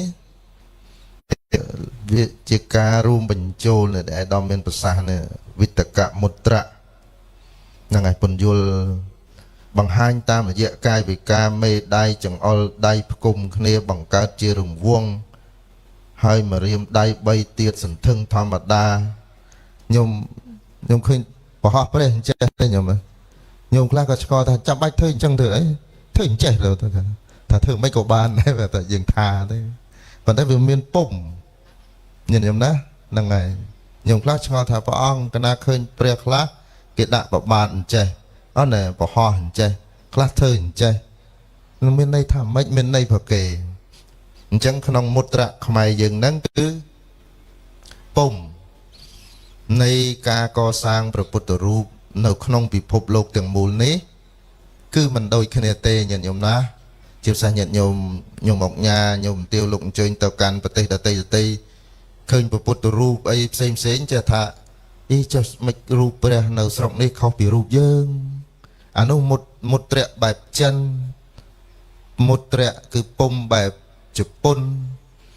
ពុំបែបស្រីលង្កាពុំបែបភូមាហ្នឹងហើយហ្នឹងគេហៅមុទ្រៈហើយបើនិយាយពីរឿងពុំនេះនិយាយមកយប់នេះនិយាយមិនអស់ទេវាច្រើនណាស់អញ្ចឹងមិននិយាយទេមិនសំដែងទេញាតិញោមណាស្រាវជ្រាវលោកចូលទៅស្រាវជ្រាវឃើញហើយសំដែងតែពីមុទ្រៈនៅស្រុកខ្មែរយើងហើយនិយាយតែពីមួយដូចជានៅប្រទេសភូមាអាត្មាទៅថ្ងៃមុននោះទៅឆ្នាំតមិញស្រុកយើងដែលមានព្រះពុទ្ធរូបណាពាក់វ៉ែនតាញោម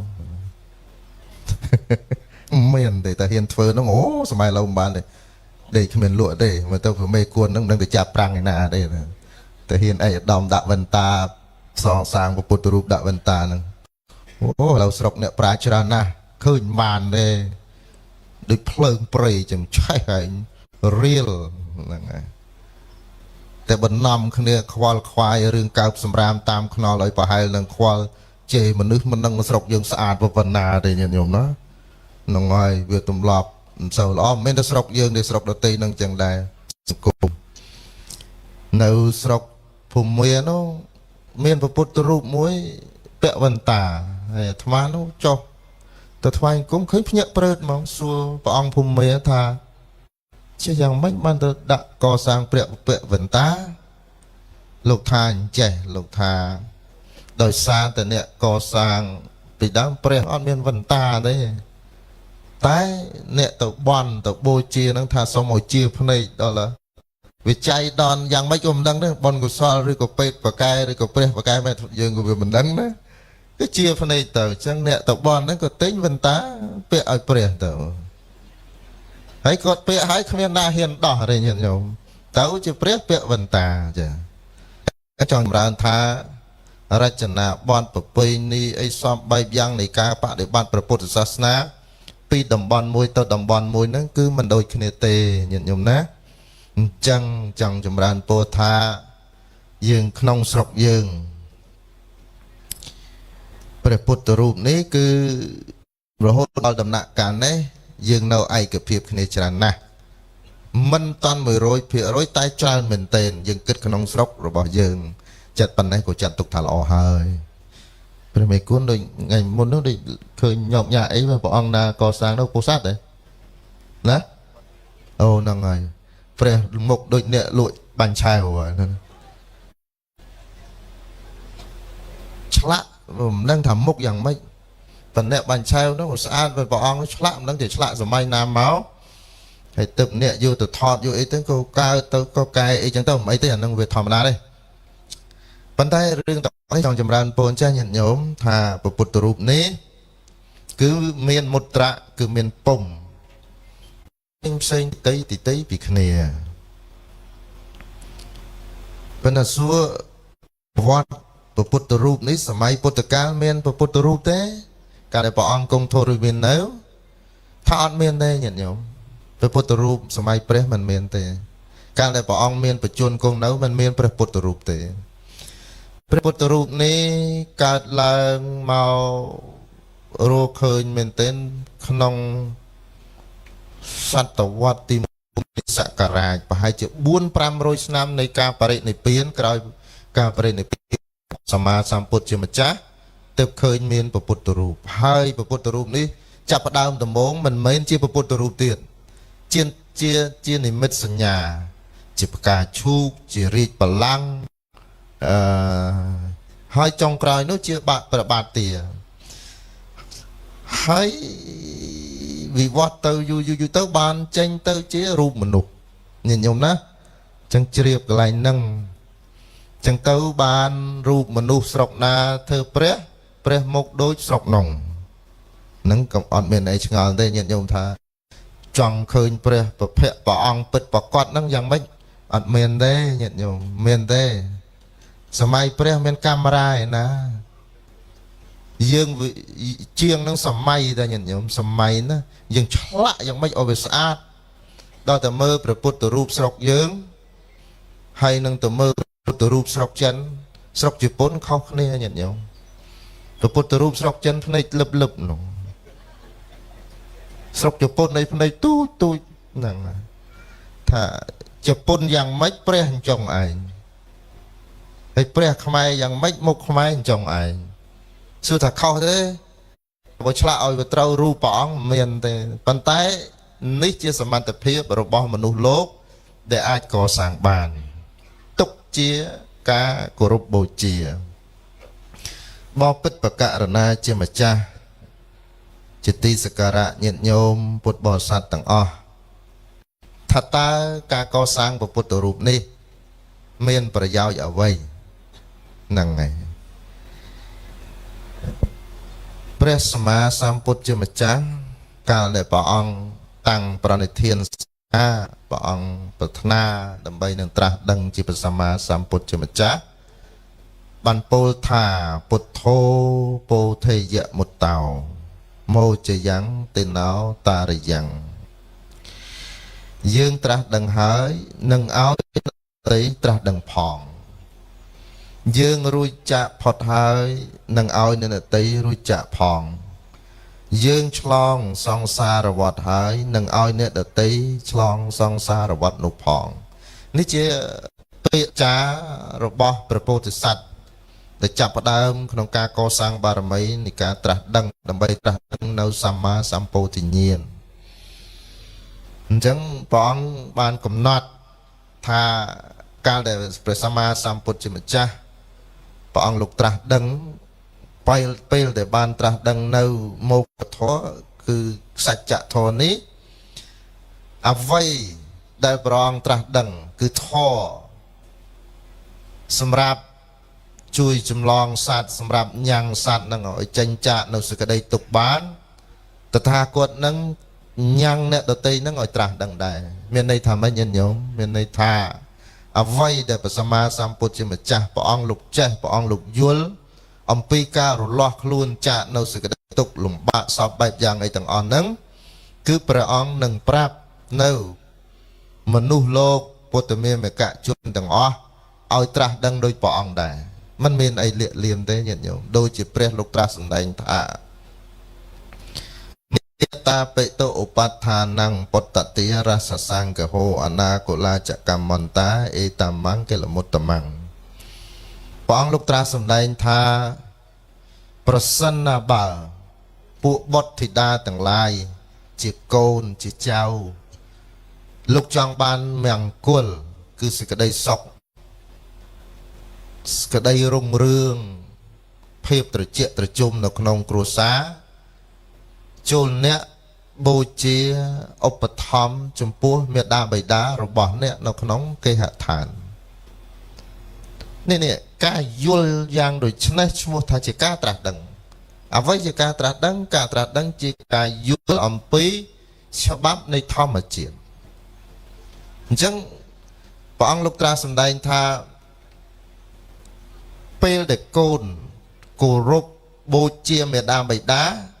អានិសង្ឃនៃការគោរពនោះវាជាមង្គលវាជារិស័យនេះការយល់អញ្ចឹងឈ្មោះថាជាការត្រាស់ដឹងញាតិញោមយល់អញ្ចឹងអ្នកខ្លះគេអត់យល់អញ្ចឹងទេថាបើចង់បានសេចក្តីសុខដល់ទៅគោរពព្រះអាទិត្យគោរពព្រះច័ន្ទហ្នឹងទៅនៅអរិយធម៌ប្រពៃណីប្រទេសខ្លះរហូតដល់ទៅគោរពសត្វអីចឹងគោរពគោគោរពកបីគោរពស្វាហ៎នៅស្រុកឥណ្ឌាអីញាតិញោមទៅឃើញនោះគោរពកដោមានព្រះកដោទៀតសំណាងហើយយើងគោរពមនុស្សអត់គោរពសត្វហ្នឹងណាចឹងឃើញគោណាជើង3អីឃើញគេដាក់ទឹកដាក់អីហ្នឹងផ្អើលមកឈុលអីចឹងដែរញោមយើងណាអាហ្នឹងគោទេទៅដាក់ទឹកឲ្យវាហិតហើយយើងទៅនាំអ្នកថាអាហ្នឹងព្រះលោកប្រោះព្រំព្រះគោលោកប្រោះព្រំ នេះឈ្មោះថាមិនមែនជាការត្រាស់ដឹងយល់ប្រាស់ចាស់ឲ្យសេចក្តីពិតកណាយល់ខុសប្រៀបបានដូចអញ្ចឹងញាតិញោមធម្មជាតិរបស់អាកាសវាអត់មានទុកអីទេតែមនុស្សខ្លះព្យាយាមយកបាតជើងទៅតម្កល់ទុកនៅក្នុងទីលំហវាអត់ទៅរួចព្រះលោកថាអត់ទេបើចង់បានសេចក្តីសុខនៅក្នុងគ្រួសារនៅក្នុងវងត្រកូល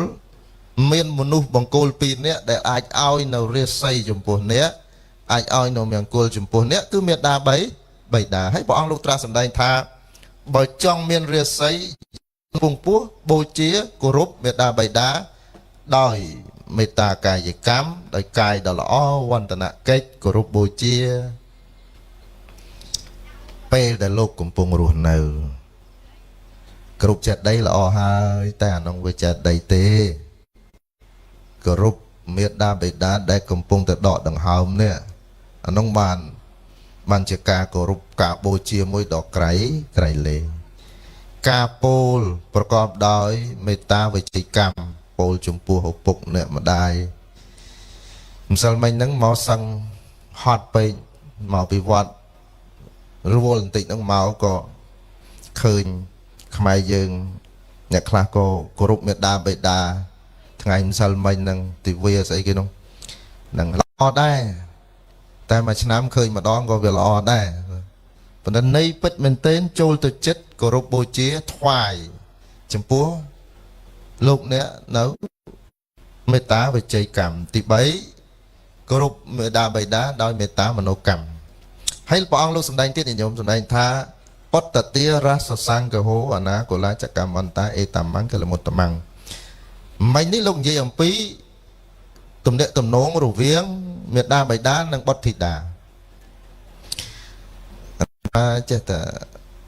ជូនយោបល់ញាតិញោមណាញាតិញោមពេលលោកឪពុកម្ដាយលោកនៅមានបច្ចុប្បន្នបូជាលោកទៅធ្វើអស់ឱកាសហើយទាំងដល់ថ្ងៃហើយចូលចិត្តដីឲ្យអស់ហើយហ្នឹងអស់អញ្ចឹងថ្ងៃមុនដែលធ្វើដំណើរទៅកាន់ទីសម្រាប់ចុងក្រោយហ្នឹងលោកបូជាហើយព្រះអង្គលោកត្រាស់សម្ដែងថា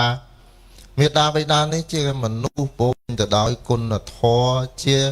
ប្រភពនៃសេចក្តីសុខជាមលុប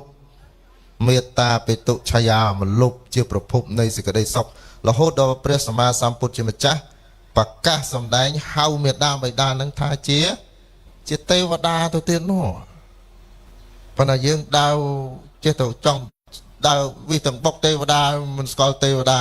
ចេះតែចង់ឃើញទេវតាចុះពីលើព្រៃមកចេញពីពពួកមកមានណាលើពពួកនឹងខ្សែយន្តហោះហ្នឹងមែនទេទេវតានេះទេវតាមុខស្អាតនេះអាវក្រហមអាវសនេះលោកចូលទៅបូជាគេហទេវាជាទេវតាក្នុងផ្ទះហ្នឹងបូជានៅពេលនេះគ្រប់យ៉ាងល្អទាំងអស់វានឹងប្រសើរជាជាងនៅពេលដែលថ្ងៃមួយបងប្អូនជួបជុំគ្នានៅមុខចេតិយអានោះក៏ល្អដែរមិនអីទេដឹងគុណតែដង្ហើមនៅរស់ខែនៅភ្លឺបំពង់កនៅបញ្ឈរលោកថានេះហើយជាប្រភពនៃបុណ្យនោះជាអណ្ដូងជាមហាសមុទ្រដែលឲ្យអ្វីគ្រប់យ៉ាងដល់ពួកបុត្រធីតាទាំងឡាយនឹងព្រះអង្គលោកនិយាយអំពីមេត្តាបិតាលោកនិយាយមួយទៀតព្រះអង្គលោកសម្ដែងមួយទៀតនិយាយអំពីជីវិតអាពាហ៍ពិពាហ៍បតតិរសសង្កហោព្រះអង្គលោកត្រាំសម្ដែងថាប្រសិនណាបើអ្នកចង់ឲ្យអាពាហ៍ពិពាហ៍របស់អ្នកមានមង្គលព្រះអង្គត្រាស់សម្ដែងថាស្វាមីត្រូវសង្គ្រោះប្រពន្ធនិងកូនដោយស្មោះអស់ពីដួងហារតីអាហ្នឹងធ្វើបានសុខធ្វើអត់បានសុខទេអាហ្នឹងមិនដឹងទេអាហ្នឹងការងារញោមអាត្មាមិនដឹងទេហ្នឹងចាត់ចែងខ្លួនឯងចោះមិនដឹងទេញោមប្រុសដោះស្រាយមិនញោមស្រីដោះស្រាយមិននឹងរឿងខ្លួនឯងផ្លូវព្រះអង្គលោកត្រាស់សម្ដែងថាអាពាហ៍ពិពាហ៍នោះវានឹងคล้ายទៅជាពិភពនៃឋានសួគ៌នៅពេលដែលស្វាមីនិងភរិយានេះលោកស្រឡាញ់គ្នាដោយស្មោះនេះជាសភាវៈជាសច្ចធម៌នៅក្នុងពិភពលោកនេះ ការយល់ត្រូវយ៉ាងដូចនេះឈ្មោះថាជាការត្រាស់ដឹងញាតិញោមណាការត្រាស់ដឹងនឹងគឺអញ្ចឹងដែរញាតិញោមមិនមែនត្រាស់ដឹងរបស់ព្រះសម្មាសម្ពុទ្ធជាម្ចាស់ផ្លុំមកផែតចេញមាសប៉ុនវិទេមិនមែនអញ្ចឹងទេមិនមានន័យអញ្ចឹងទេការត្រាស់ដឹងគឺជាការយល់អំពីសច្ចភាពនៃការប្រព្រឹត្តទៅរបស់សភាវៈធម៌នៅក្នុងលោកនេះថាបើជីវិតអាពាហ៍ពិពាហ៍ធ្វើយ៉ាងម៉េចបានសុខដល់មនុស្សពីរនាក់លោកស្រឡាញ់គ្នាអញ្ចឹងដែលព្រះអង្គត្រាស់សម្ដែងនេះដែលព្រះអង្គកំណត់អធិដ្ឋានក្នុងចិត្តថាយើងត្រាស់ដឹងហើយនឹងឲ្យអ្នកដត្រីត្រាស់ដឹងផងមានន័យថាបើតថាគតបានត្រាស់ដឹងធម៌នេះហើយបើខ្ញុំត្រាស់ដឹងធម៌នេះខ្ញុំនឹងត្រាស់ដឹងធម៌នឹងខ្ញុំនឹងឲ្យអ្នកត្រាស់ដឹងនៅអ្វីដែលខ្ញុំដែលតថាគតត្រាស់ដឹងហើយអញ្ចឹងមានន័យថាការបង្រៀនរបស់ព្រះសម្មាសម្ពុទ្ធជាម្ចាស់នេះគឺនិយាយអំពីសច្ចភាពនៃលោកនេះទី2លោកបានបញ្ជាក់បន្ថែមទៀតថាយើងរួចផុតទុកហើយនឹងឲ្យអ្នកដទៃរួចផុតទុកផងព្រះជាម្ចាស់លុះត្រាព្រះសម្មាសម្ពុទ្ធជាម្ចាស់ព្រះពុទ្ធជាម្ចាស់លុះត្រាតែព្រះអង្គបើព្រះអង្គនិយាយអំពីសេចក្តីទុក្ខការរួចចាក់ទុក្ខដល់ព្រះអង្គរួចចាក់ទុក្ខដល់ព្រះអង្គលះហើយលះកាត់ដាច់ហើយនៅទោសៈនៅមោហៈទើបឈ្មោះថាជាព្រះអរហន្តសម្មាសម្ពុទ្ធហ្នឹងហើយអញ្ចឹងអ្វីដែលព្រះអង្គបានរួចផុតហើយនឹងឲ្យអ្នកដទៃរួចផុតផងញាតិញោមអញ្ចឹងក្នុងកិច្ចបដិបត្តិនេះចម្រើនពរញាតិញោមពុទ្ធសាសនាយើងនេះការបង្រៀនរបស់ព្រះសម្មាសម្ពុទ្ធជាម្ចាស់នេះកាលពីសម័យពុទ្ធកាលអ្នកប្រាជ្ញខ្លះហៅថាព្រះអង្គជាអ្នកដើរបញ្ច្រាស់នៃចរន្តមហាសមុទ្រស្អីចរន្តនៃមហាសមុទ្រសម័យនោះកាលសម័យពុទ្ធកាលគឺ2568ឆ្នាំមុននៅចម្ពោះទ្វីបក្នុងនោះមានសាសនាប្រហែលជា60ជាង62ញោមមិនមែនតែព្រហ្មញ្ញទេមានសាសនាច្រើនណាស់ហើយភាគច្រើនគេយល់ថាការបូជាការបួងសួងសមអំពីមេឃអំពីដីអំពីអីទាំងអស់ជាហេតុនាំមកនៅសេចក្តីសុខដល់ព្រះសម្មាសម្ពុទ្ធជាម្ចាស់ត្រាស់ដឹងឡើងថាទេមិនមែនទេការបូជាការបួងសួងការសុំអង្វរពីនរណាមួយមិនអាចបាននៅសេចក្តីសុខនោះឡើយសេចក្តីសុខនោះកើតឡើងអំពីការបដិបត្តិរបស់បុគ្គលនោះខ្លួនឯងទើបអាចញ៉ាំងនៅសេចក្តីសុខនោះកើតឡើងបានអញ្ចឹងព្រះសម្មាសម្ពុទ្ធជាម្ចាស់តែមួយអង្គឯងហ្នឹងដើរបញ្ច្រាស់គេញញ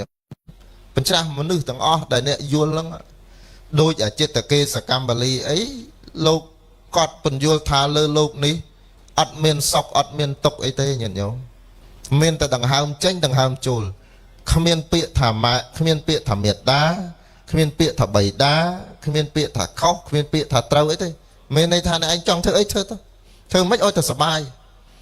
ចង់ហូបស្រាប់ហូបទៅចង់ទៅណាចង់ធ្វើមិនសម្លាប់មនុស្សមិនអកុសលអ្ហ្មិចក៏ថាអត់មានទេលើលោកនេះអត់មានល្អអត់មានអាក្រក់តែមានអ្នកបង្រៀនបែបអញ្ចឹងដែរអញ្ចឹងព្រះសម្មាសម្ពុទ្ធជាម្ចាស់លោកសម្ដែងផ្ទុយអំពីអ្នកដទៃអញ្ចឹងព្រះអង្គត្រាស់សម្ដែងហើយថាអ្វីធម៌ទាំងឡាយណាដែលព្រះអង្គត្រាស់ដឹងហើយឲ្យរួចផុតហើយនឹងឲ្យអ្នកដទៃរួចផុតផងយើងឆ្លងសង្សារវដ្តហើយនឹងឲ្យអ្នកដទៃឆ្លងផងញាតិញោមសពបរោះទាំងអស់ជាទីស្រឡាញ់ក្នុងការបដិបត្តិព្រះពុទ្ធសាសនានេះបើសិនជាបដិបត្តិយូរទៅញោមអាចពិនិត្យមើលខ្លួនឯងក្នុងចិត្តបកូនណាអ្នកបួសពួកយើងអ្នកបួសនេះណាទេណាតើតែបួសយូរទៅចេះតែកើតទុកខ្លាំងពេកអានឹងការសាងភ្នោះរបស់យើងមិនតន់តាមមេគាបដិបទារបស់ព្រះសម្មាសម្ពុទ្ធទេកាលមុនចូលវត្តដូចសបាយចិត្តធូរក៏ដូចមិនបានកាន់សិលកាន់អីទេធម្មតាខែប្រជុំយកបាយទៅវត្តមួយស្រាក់ទៅក៏បាត់សូនទៅខែចូលឆ្នាំមួយស្រាក់ទេទៅបានហើយព្រះអង្គណាមកឈួរបិណ្ឌមុខវត្តដាក់500ទៅបានហើយមកក៏មកទៅក៏មកក៏ហីទៅដូចសបាយដូចមួយយ៉ាងដែរ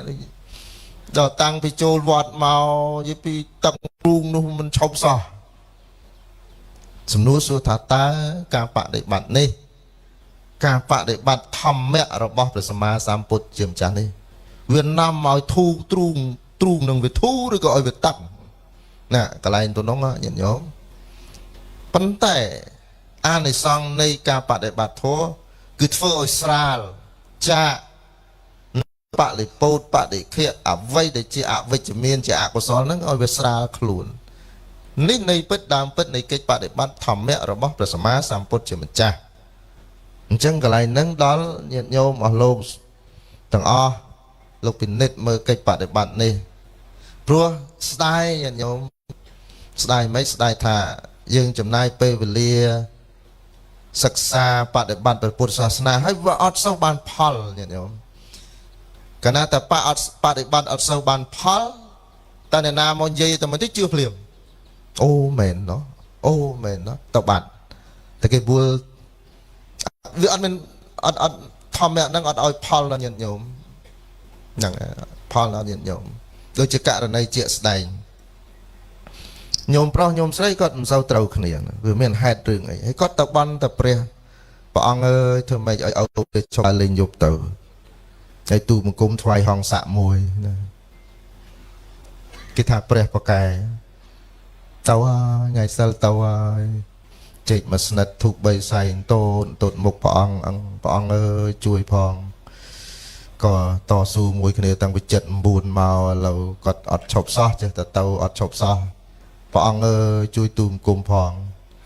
ហើយព្រះនៅធម្មតាចឹងព្រះពុទ្ធរូបតើថាអីណាបានមួយខែគេប្រាប់ថាព្រះអង្គដូចមិនសូវប្រកែខ្ញុំទៅបន់ព្រះអង្គមួយទៀតនោះប្រកែណោះព្រះអង្គខ្មៅព្រះអង្គនេះមិនសូវខ្មៅទៅព្រះអង្គមួយទៀតខ្មៅប្រកែណាអូឃើញញោមមួយឃើញអ្នកមួយចែមួយឃើញបងមួយក៏ទៅបន់តាគាត់ចុកភ្លាមតម្រងទៅទៀតចេះណាបន់យ៉ាងណាថ្មទេថ្មនេះថ្ងៃនេះយើងអភិសេកបុណ្យនេះអភិសេកព្រះពុទ្ធរូបហេតុអីបានអភិសេកពាក្យអភិសេកមានន័យថាម៉េចមានន័យថាធ្វើរបស់តូចឲ្យទៅជាធ្វើរបស់ធម្មតាឲ្យទៅជារបស់ខ្ពង់ខ្ពស់សេកអភិសេកដូចជាគេអភិសេកព្រះរាជាពីដើមព្រះអង្គមនុស្សធម្មតាតែញាតិញោមជាព្រះអង្គម្ចាស់តាដល់អភិសេកទៅគឺលើកដំកើងព្រះអង្គម្ចាស់ឬក៏ព្រះរាជទាយាទនឹងឲ្យคล้ายទៅជាព្រះរាជាយ៉ាងណាមិញព្រះពុទ្ធរូបនេះគេអភិសេកគឺដើម្បីទុកជាតំណាងព្រះសម្មាសម្ពុទ្ធជាម្ចាស់ដែលបានប្រកាសសម្ដែងដែលបានបង្រៀនដល់សត្វលោកទាំងអស់រយៈពេល45ឆ្នាំដែលនិយាយអំពីគុណរបស់ព្រះអង្គទាំង3នោះដែលព្រះសម្មាសម្ពុទ្ធជាម្ចាស់មានអញ្ចឹងព្រះពុទ្ធរូបនេះជាតំណាងញាតិញោមជាតំណាងដល់អញ្ចឹងញោមគាត់ចេះតែនេះទៅគាត់ប្រឹងទៅញាតិញោមទៅបូជាបន់ជួនកាលចំពេលញោមប្រុសនឹងគាត់វាហត់នៅវាអីវាអស់ចិត្តគាត់ឈប់ដើរអូព្រះអង្គប្រកែមែនជឿតែម្ដងណាអញ្ចឹងវិវត្តអញ្ចឹងកន្លែងហ្នឹងចង់សឹកចម្រើនពរញាតិញោមពុទ្ធបរិស័ទថាព្រះពុទ្ធរូបកសាងឡើងគឺក្នុងបំណងទុកជានិមិត្តរូបជាតំណាងនៃព្រះសម្មាសម្ពុទ្ធជាម្ចាស់ញាតិញោមណាដោយព្រះសម្មាសម្ពុទ្ធជាម្ចាស់ព្រះអង្គពោពេញទៅដោយគុណដ៏ក្រៃលែងគឺបញ្ញាគុណវិសុទ្ធគុណនិងករណាណាគុណសូមអនុមោទនាឥឡូវហ្នឹងគឺជ្រាបហើយអំពីគុណអំពីអ្វីដែលជាសារៈសំខាន់របស់ព្រះពុទ្ធរូបប៉ុន្តែសំដែងអញ្ចឹងមកឲ្យញោមឈប់ជឿឈប់បន់ទេញោមចង់បន់អញ្ចឹងចុះមិនអីទេមិនហាមទេយ៉ាងណាក៏បានដែរមិនអីទេមិនហាមជានិមិត្តរូបញាតិញោមណានិមិត្តរូបប៉ុន្តែសច្ចៈហ្នឹងគឺកើតចេញអំពីការបដិបត្តិពីសំដែងខាងដើមអញ្ចឹងមង្គល38ប្រការជីវិតអាពាហ៍ពិពាហ៍ដែលប្រកបដោយជោគជ័យដោយល្អដោយប្រសើរគឺកើតចេញពីក្តីស្រឡាញ់នៃភរិយានិងស្វាមីនេះព្រះអង្គត្រាស់សម្ដែងបញ្ជាក់ច្បាស់តម្រង់គ្មានលាក់លៀមទេញាតិញោមណាទៅអានប្រសូតហ្នឹងឃើញហើយប៉ុន្តែការបដិបត្តិយ៉ាងណាមិនអីទេញាតិញោមហ្នឹងហើយតាមសទ្ធាជាស្លាមមិនយ៉ាងម៉េចទេហើយបកូនណាម្ចាស់ប ប្រកូនណាម្ចាស់ឯកឧត្តមជួនឆ្នាំនេះបែកដែរដល់បែកហើយបកករណាជាម្ចាស់ឥឡូវក្នុងវ័យ80ញោមជ្រះថ្លាខ្លាំងណាស់ជាមួយលើដោយពុទ្ធបរិស័ទលោកកសាងព្រះពុទ្ធរូបកសាងព្រះពុទ្ធរូបនេះស្ដាប់របាយការណ៍នេះដោយផ្ចិតផ្ចង់ជាទីបំផុតឥឡូវព្រះពុទ្ធរូបបានសាងសង់ហើយបុណ្យក៏ចប់ថ្ងៃនេះហើយញោមនឹងវេថ្វាយទុកដាក់ជាសម្បត្តិព្រះពុទ្ធសាសនានៅក្នុងវត្តនៅក្នុងព្រះពុទ្ធសាសនាយើងការងារញោមចប់ហើយនៅឡើយការងារព្រះអង្គថែរក្សាបកូណាបច្ច័យដែលលោកបូជាចូលគ្នា 12000 20000ក្តី1រៀល2រៀលក្តីទាំងអស់នេះជាសតិបរិសុទ្ធដែលហូរចេញពីដួងចិត្តនៃពុទ្ធសាសនិករបស់យើងដែលលោកជ្រះថ្លានោះមើលបំរើរដ្ឋប្រើជាតិពីវិធីបំណងចុងក្រោយហ្នឹងមិនមែនទៅធ្វើផ្ទះលំហែនៅភ្នំ1500អីទៅធ្វើបំណងចុងក្រោយធ្វើពុទ្ធរូបថ្វាយព្រះអង្គអញ្ចឹងព្រះករណាព្រះអង្គក្មេងៗលោកគ្រូចាតិកាបច្ចុប្បន្នច្រើនមើលថែព្រះពុទ្ធរូបនេះដាំផ្កាស្រោចទឹកឲ្យបូជាប្រគុណណាហ្នឹងហើយកុំឲ្យទៅរើរោងប៉ុនហើយព្រះនៅដោយព្រះនៅដោយវហេយូរឆ្មាឆ្កែទៅដេកពេញកន្លែងព្រះពុទ្ធរូបហ្នឹងនេះមិនជាទីជ្រះថ្លានៃបរិស័ទឡើយសទ្ធាដល់ក្រៃលែងនេះដែលកើតចេញអំពីទឹកចិត្តរបស់ឯកឧត្តមនិងលោកជំទាវនិងញាតិរបស់លោកហ្នឹងគឺដោយបុណ្យកុសលផងដោយក្តីស្រឡាញ់ចំពោះប្រទេសជាតិចំពោះខេត្តចំពោះស្រុកចំពោះឃុំចំពោះភូមិនឹងផងអញ្ចឹងព្រះអង្គត្រូវថែរក្សារបស់អស់ទាំងហ្នឹងជាសារណវត្ថុញាតិញោមព្រះអង្គញោមភូមិអ្នកភូមិឥឡូវឯកឧត្តមលោកជ្រះថ្លាហើយលោកប្រកេនហើយញោមបូជាញោមណាកុំធ្វើចោលថ្ងៃសិលមានផ្កាបូជានាំចៅនាំកូនមកគោរពបូជាដែលហោចទៅមានតែផ្កាមួយតួងនេះយកមកបូជានេះក៏ឈ្មោះថាជាការបាននៅអានិសង្ឃដល់ក្រៃលែងផងហ្នឹងហើយកសាងស្រាប់តែ6ខែក្រោយមកបាក់តិចព្រះឬក៏ខូចតាណាបន្តិច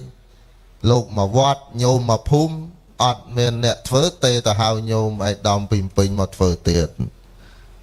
អត់ទេណាប្រកូនណាអត់ទេត្រូវតែធ្វើអ្នកព្រោះរបស់អស់ទៅនឹងជាទ្រព្យរបស់ភូមិយើងចាស់ថាទ្រព្យអញ្ចឹងចោះជាទ្រព្យសម្បត្តិរបស់វត្តយើងអញ្ចឹងពុទ្ធបរិស័ទចំណុះជើងវត្តនឹងមានភាគមួយដែលត្រូវចូលរួមជួយថែរក្សាអភិរក្សបេតិកភណ្ឌនេះឲ្យបានកុំឲ្យស្រាប់តែទ្វាឬក៏ឈ្មោះឬក៏ផ្កាឬក៏តោក្នុងវាដួលទេទៅឯដំអើយតោដួលហើយតិចតបងនោះបាក់ឯដំអើយលបងបាក់ហើយយូរទៅតាំងពីធ្វើព្រះហ្នឹងមកមានបានសម្រាកមកដែរវល់លោកទេទៅរំខានរឿងតោរឿងនៀកហ្នឹងអត់ទេណាប្រកូនណាបកណាជាម្ចាស់គ្រូមេគុណណាជួយទាំងអស់គ្នាមិនមែនតែវត្តហ្នឹងទេគ្រប់វត្តទាំងអស់ពីព្រោះអីពីព្រោះសទ្ធារបស់បរិស័ទបានឆ្លងហើយរបស់អស់ទាំងនេះនៅក្នុងវត្តជាកិរុផនកិរុផនគឺជារបស់សង្ឃសង្ឃគឺជារបស់រួមទាំងអស់ក្នុងនោះអ្នកដែលចូលរួមចំណែកជួយថែរក្សាគឺពុទ្ធបរិស័ទផងពេលខ្លះសង្វេគញាតិញោមវត្តខ្លះញោមគេហបតីអ្នកមុខអ្នកការមន្ត្រីរាជការធំលោកមានសទ្ធាលោកធ្វើដូចជាវិហារដូចជាសាលាឆាន់ដូចជាកុដិដូចជារូបឬក៏ស្រះទឹកជីកសម្រាប់ជាប្រយោជន៍ក្នុងវត្តនៅក្នុងតំបន់នៅក្នុងកន្លែងនឹងសម្រាប់ប្រសង់សម្រាប់ពុទ្ធបរិស័ទអីលោកប្រើទាំងអស់ហើយប្រឹងណាស្ដាប់មិញសំបីតែឆ្នាំក៏អស់លុយទេណាម្ចាស់ មិនឆ្នាំនឹងបាននេះស្រួលទេនឹងលឺថាតកែឆ្នាំនឹងជូនដោយសារស្កល់ទេបើកណាទៅព្រះមេគុណទៅនឹងយល់លុយហើយមិនយល់លុយខាតចង់ឡាតដើមមិនចឹងញោមអញ្ចឹងរបស់អស់ទាំងនោះសូម្បីតែដាច់គោលមួយក៏ត្រូវចាយលុយដែរញាតិញោមណាហើយដើម្បីបានលុយ100 1រៀល 1000ទៅដេញដាច់គោលទាំងមួយ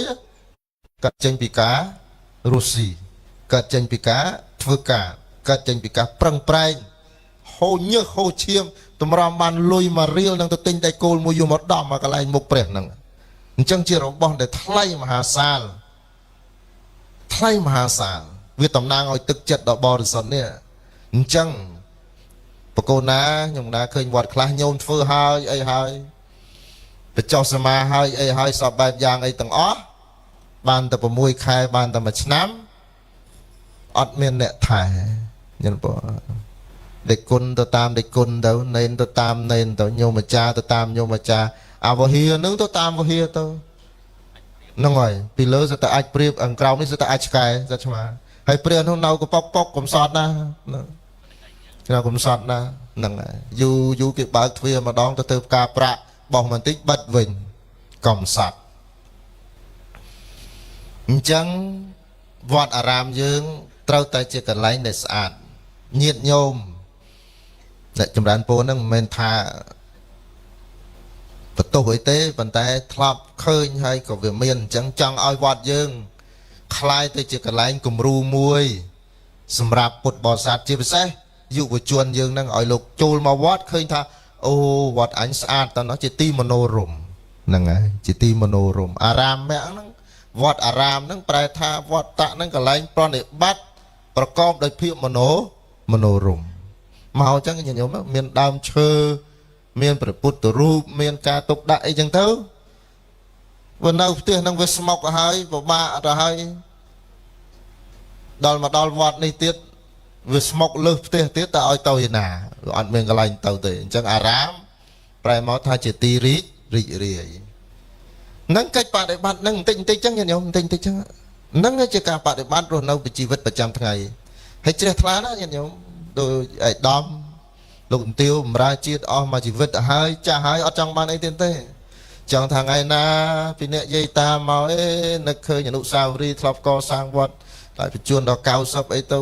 ជន់វ័យនៅប៉ុណ្ណឹងជិះមកឃើញនេះលោកកាល10ឆ្នាំមុននោះអូនិមន្តព្រះអង្គយន់សេញជាតិមក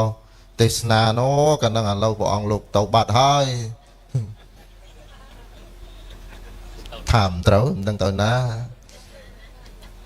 អនុស្សាវរីយ៍ដល់មកទៅជ្រះថ្លាញាតិញោមកាលដែលព្រះបាទអជាតសតុនេះជាស្ដេចដែលកាចខ្លាំងសម័យពុទ្ធកាលក្មេងសម្រាប់បិតាខ្លួនឯងដណ្ដើមរាជហើយជាអធិរាជមួយដែលស្ដេចណាក៏ខ្លាចដែរនៅក្នុងចម្ពោះទ្វីបសម័យនោះហើយស្គាល់ព្រះតាំងពីក្មេងអជាតសតុនេះមានច្រើនតែបណ្ដែលជ្រះថ្លាជាមួយព្រះទេចុងក្រោយពេលដែលសម្លាប់បិតាហើយគាត់ដឹងខ្លួនថាអញហើយអញចង់ហេតុតែចង់សោយរាជសម្លាប់បិតាខ្លួនឯងដែលជាអ្នកមានគុណដ៏ក្រៃលែងអង្គុយលើបល្ល័ង្កគ្រប់គ្រងតបរាប់សែនដែនដីមហានគរនឹងអស់ចានៅចម្ពោះទ្វីបឮតែអាជាតសតុនឹងភ័យស្ដេចផ្សេងខ្លាចណាស់កាចក៏កាចខ្លាំងក៏ខ្លាំងឆ្លាតក៏ឆ្លាតប៉ុន្តែมันអាចរស់នៅដោយសុខដោយសារតែវិបដិសារីដោយសារធ្វើគុតបិតាខ្លួនឯងដេកមិនសុខឯកឧត្តមដេកមិនសុខឯស្ដេចអង្គនោះមិនសុខបិតាអញ្ចឹងទៅបានទៅសួរអាមាត្យសួរឧបមាថាខ្ញុំខ្លោចផ្សានណាស់ខ្ញុំធ្វើគុតបិតាខ្លួនឯងខ្ញុំសោចផ្លាខ្ញុំរស់មិនស្រួលសោះខ្ញុំវិបដិសារីតើអ្នកណាអាចជួយខ្ញុំបានដើម្បីដោះ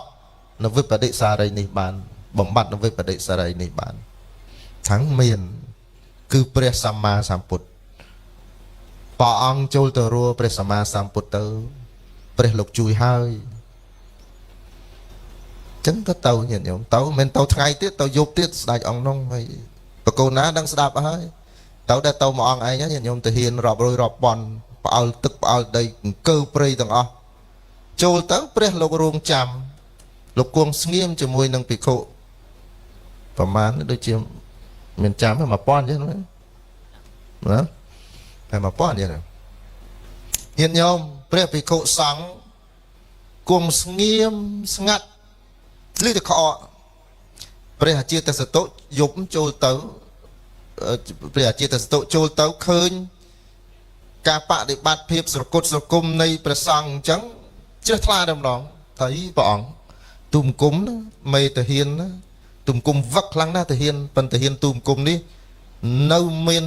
វិន័យចាញ់តាហ៊ានរបស់ព្រះអង្គចាញ់ព្រះសង្ឃរបស់ព្រះអង្គព្រះសង្ឃនេះល្អណាស់ចឹងធម្មៈដែលព្រះអង្គបង្រៀនបណ្ដុះចិត្តមនុស្សនេះពិតជាអស្ចារ្យជ្រះថ្លាកន្លែងហ្នឹងជ្រះថ្លាអំពីវិន័យរបស់ព្រះភិក្ខុសង្ឃឃើញទេញាតិញោមចឹងវត្តអញ្ចឹងដែរញាតិញោមចូលមកបើមានអនាម័យល្អមានអីអញ្ចឹងជ្រះថ្លាញាតិញោមចង្កាលស្ដាប់ធម៌អាត្មាទេសអញ្ចឹងស្ដាប់យល់ទេចង្កាលឬក៏ស្ដាប់ប៉ុន្តែជ្រះថ្លារឿងផ្សេងអីចឹងដែរអញ្ចឹងវត្តអារាមបកូនណាម្ចាស់ដាច់ខាតត្រូវតែជាកន្លែងដែលពុទ្ធបរិស័ទជ្រះថ្លារៀបអាហ្នឹងញាតិញោមណារៀបឲ្យស្រួលអញ្ចឹងការកសាងសំណង់អីសំបែបយ៉ាងរបស់បរិស័ទដែលលោកបូជាហើយអីហើយទាំងអស់ហ្នឹងវានឹងคล้ายទៅជារបស់ដែលមានតម្លៃមិនអាចកាត់ថ្លៃបានហើយជាសរណវត្ថុដ៏ល្អ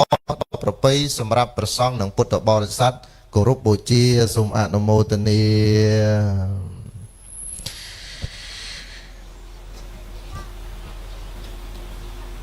ប៉ុណ្ណឹងចុះខ្ញុំណាហ្នឹងហើយ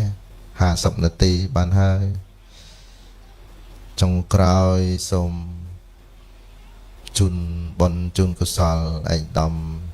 លោកជំទាវញោមឯកឧត្តមអបាខេតលោកជំទាវត្រេកអរពេញចិត្តពេលដែលឃើញចាស់លោកបានធ្វើកិច្ចការនេះមួយបានជាគំរូដល់ក្មេងចំនួនក្រោយញាតិញោមព្រោះ20ឆ្នាំអីទៀតទៅបាត់ញោមអស់ហើយអាត្មាទៅជាមនុស្សចាស់ហើយអញ្ចឹងបារម្ភអំពីយុវជនរបស់យើងដែលត្រូវថែរក្សាប្រទេសជាតិថែរក្សាវប្បធម៌អញ្ចឹងអាត្មាចេះតែលួចទៅសើឃើញញាតិញោមចាស់អាចជាងចិត្តជាងប្រឹងអើយមួយថ្ងៃទៅបនខាងស្អែកទៅវត្តអាត្មាទៀតហើយនេះជាមរតកដែលឯកឧត្តមទុកឲ្យញោមស្រុកអ្នកស្រុកខេត្តពោធិ៍សាត់តចំណន់អញ្ចឹងញោមអ្នកស្រុកពោធិ៍សាត់ថែរក្សាស្នាដៃរបស់ឯកឧត្តមផងឲ្យល្អបើឆ្នាំព្រះក្នុងវារលុបយើងប្រមូលលុយគ្នាលៀបទៅកុំទេទៅអីណាញោមណាតែលៀបទៅបើតោនៅអាមុខនោះវាដួលវារលុងអីចឹងធ្វើទៅទុកជារបស់រួមហើយទាំងអស់នេះឯកឧត្តមមានប្រសាសន៍ហើយមិនថាចែកបុណ្យញាតិញោមត្បិតតែញោមមិនបានចូលបច្ច័យចូលអីមែនប៉ុន្តែឯកឧត្តមចែកបុណ្យមានន័យថាហាក់ដូចជាញោមនឹងបានញោមទាំងអស់គ្នានោះបានកសាងពុទ្ធរូបនឹងស្មើនឹងការលះបង់នឹងសទ្ធារបស់ឯកឧត្តមជាមួយលោកជំទាវនឹងទាំងអស់គ្នាអញ្ចឹងសូមញោមជ្រះថ្លាត្រេកអរអនុមោទនាបុណ្យកុសលដែលកសាងព្រះពុទ្ធរូបនេះឲ្យបានគ្រប់គ្នាកុំបីអខានឡើយថ្វាយពពរព្រះអង្គបានប្រកបដោយពុទ្ធពរទាំង4ប្រការយុវណ្ណៈសុខៈពលៈកំបីគ្លៀងគ្លេតឡាយរីធម្មវិសេសទេសនាដែលសម្ដែងក្នុងវេលាគ្រានេះក៏សន្មតថាចាប់តែប៉ុណ្ណេះឯងអេវ៉ាំង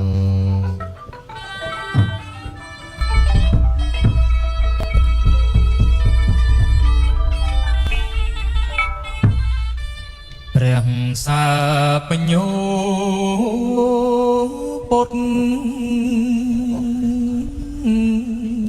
វេសាងសត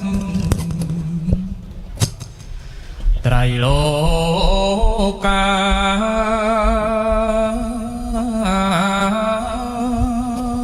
គ្មានមនុស្សនឹងទេវតាព្រមេណាប្រដូ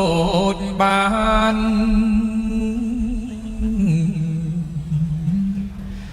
កុំចាត់នៅកេងលែ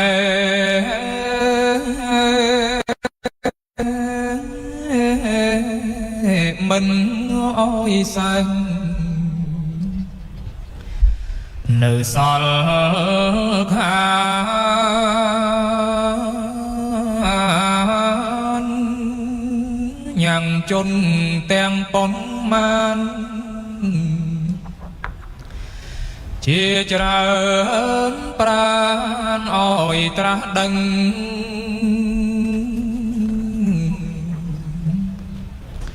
ខ្ញុំសូមថ្វាយបង្គំ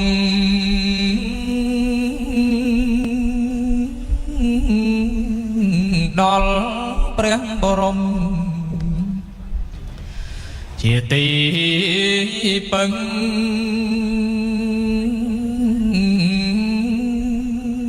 ព្រះអង្គឆ្លងផុតស្ទឹងជាពុំនឹង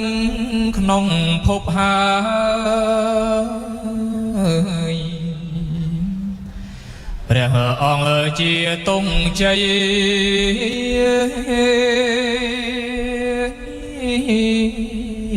ធំត្រឆៃបង្ហាញត្រា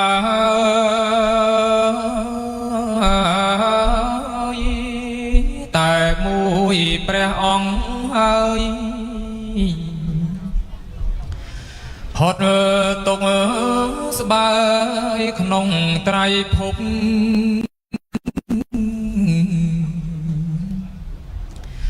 មាព្រំនិងទេវតា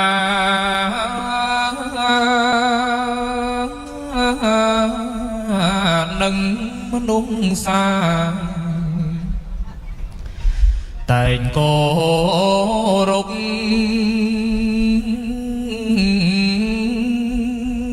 ចូលជ្រកនៅក្រោមលុបព្រះចៅភពបានសុខា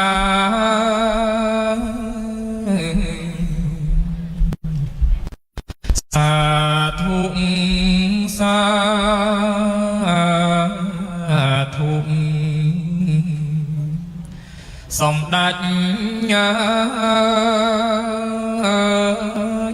ឥឡូវចប់ហើយសោកស្ដាយពិតអវាទព្រះអង្គយ៉ាងសុចចរិតឲ្យចេះអាណិតគិតមេតាមានចិត្តអភ័យនឹងសន្តោបានលើកលែងទោមសត្វនេះហើយអំណាចនៃសត្វទេយល់ព្រះធម្មីពីរោណាស់ខ្ញុំសូមសមាទានរតនត្រ័យទីពឹងរាល់ថ្ងៃយ៉ាងច្បាស់រស្មីនៃជីវិតកិតប្រកាសជាកូនចៅព្រះតរៀងទៅសូមអនុមោទនាសាធុ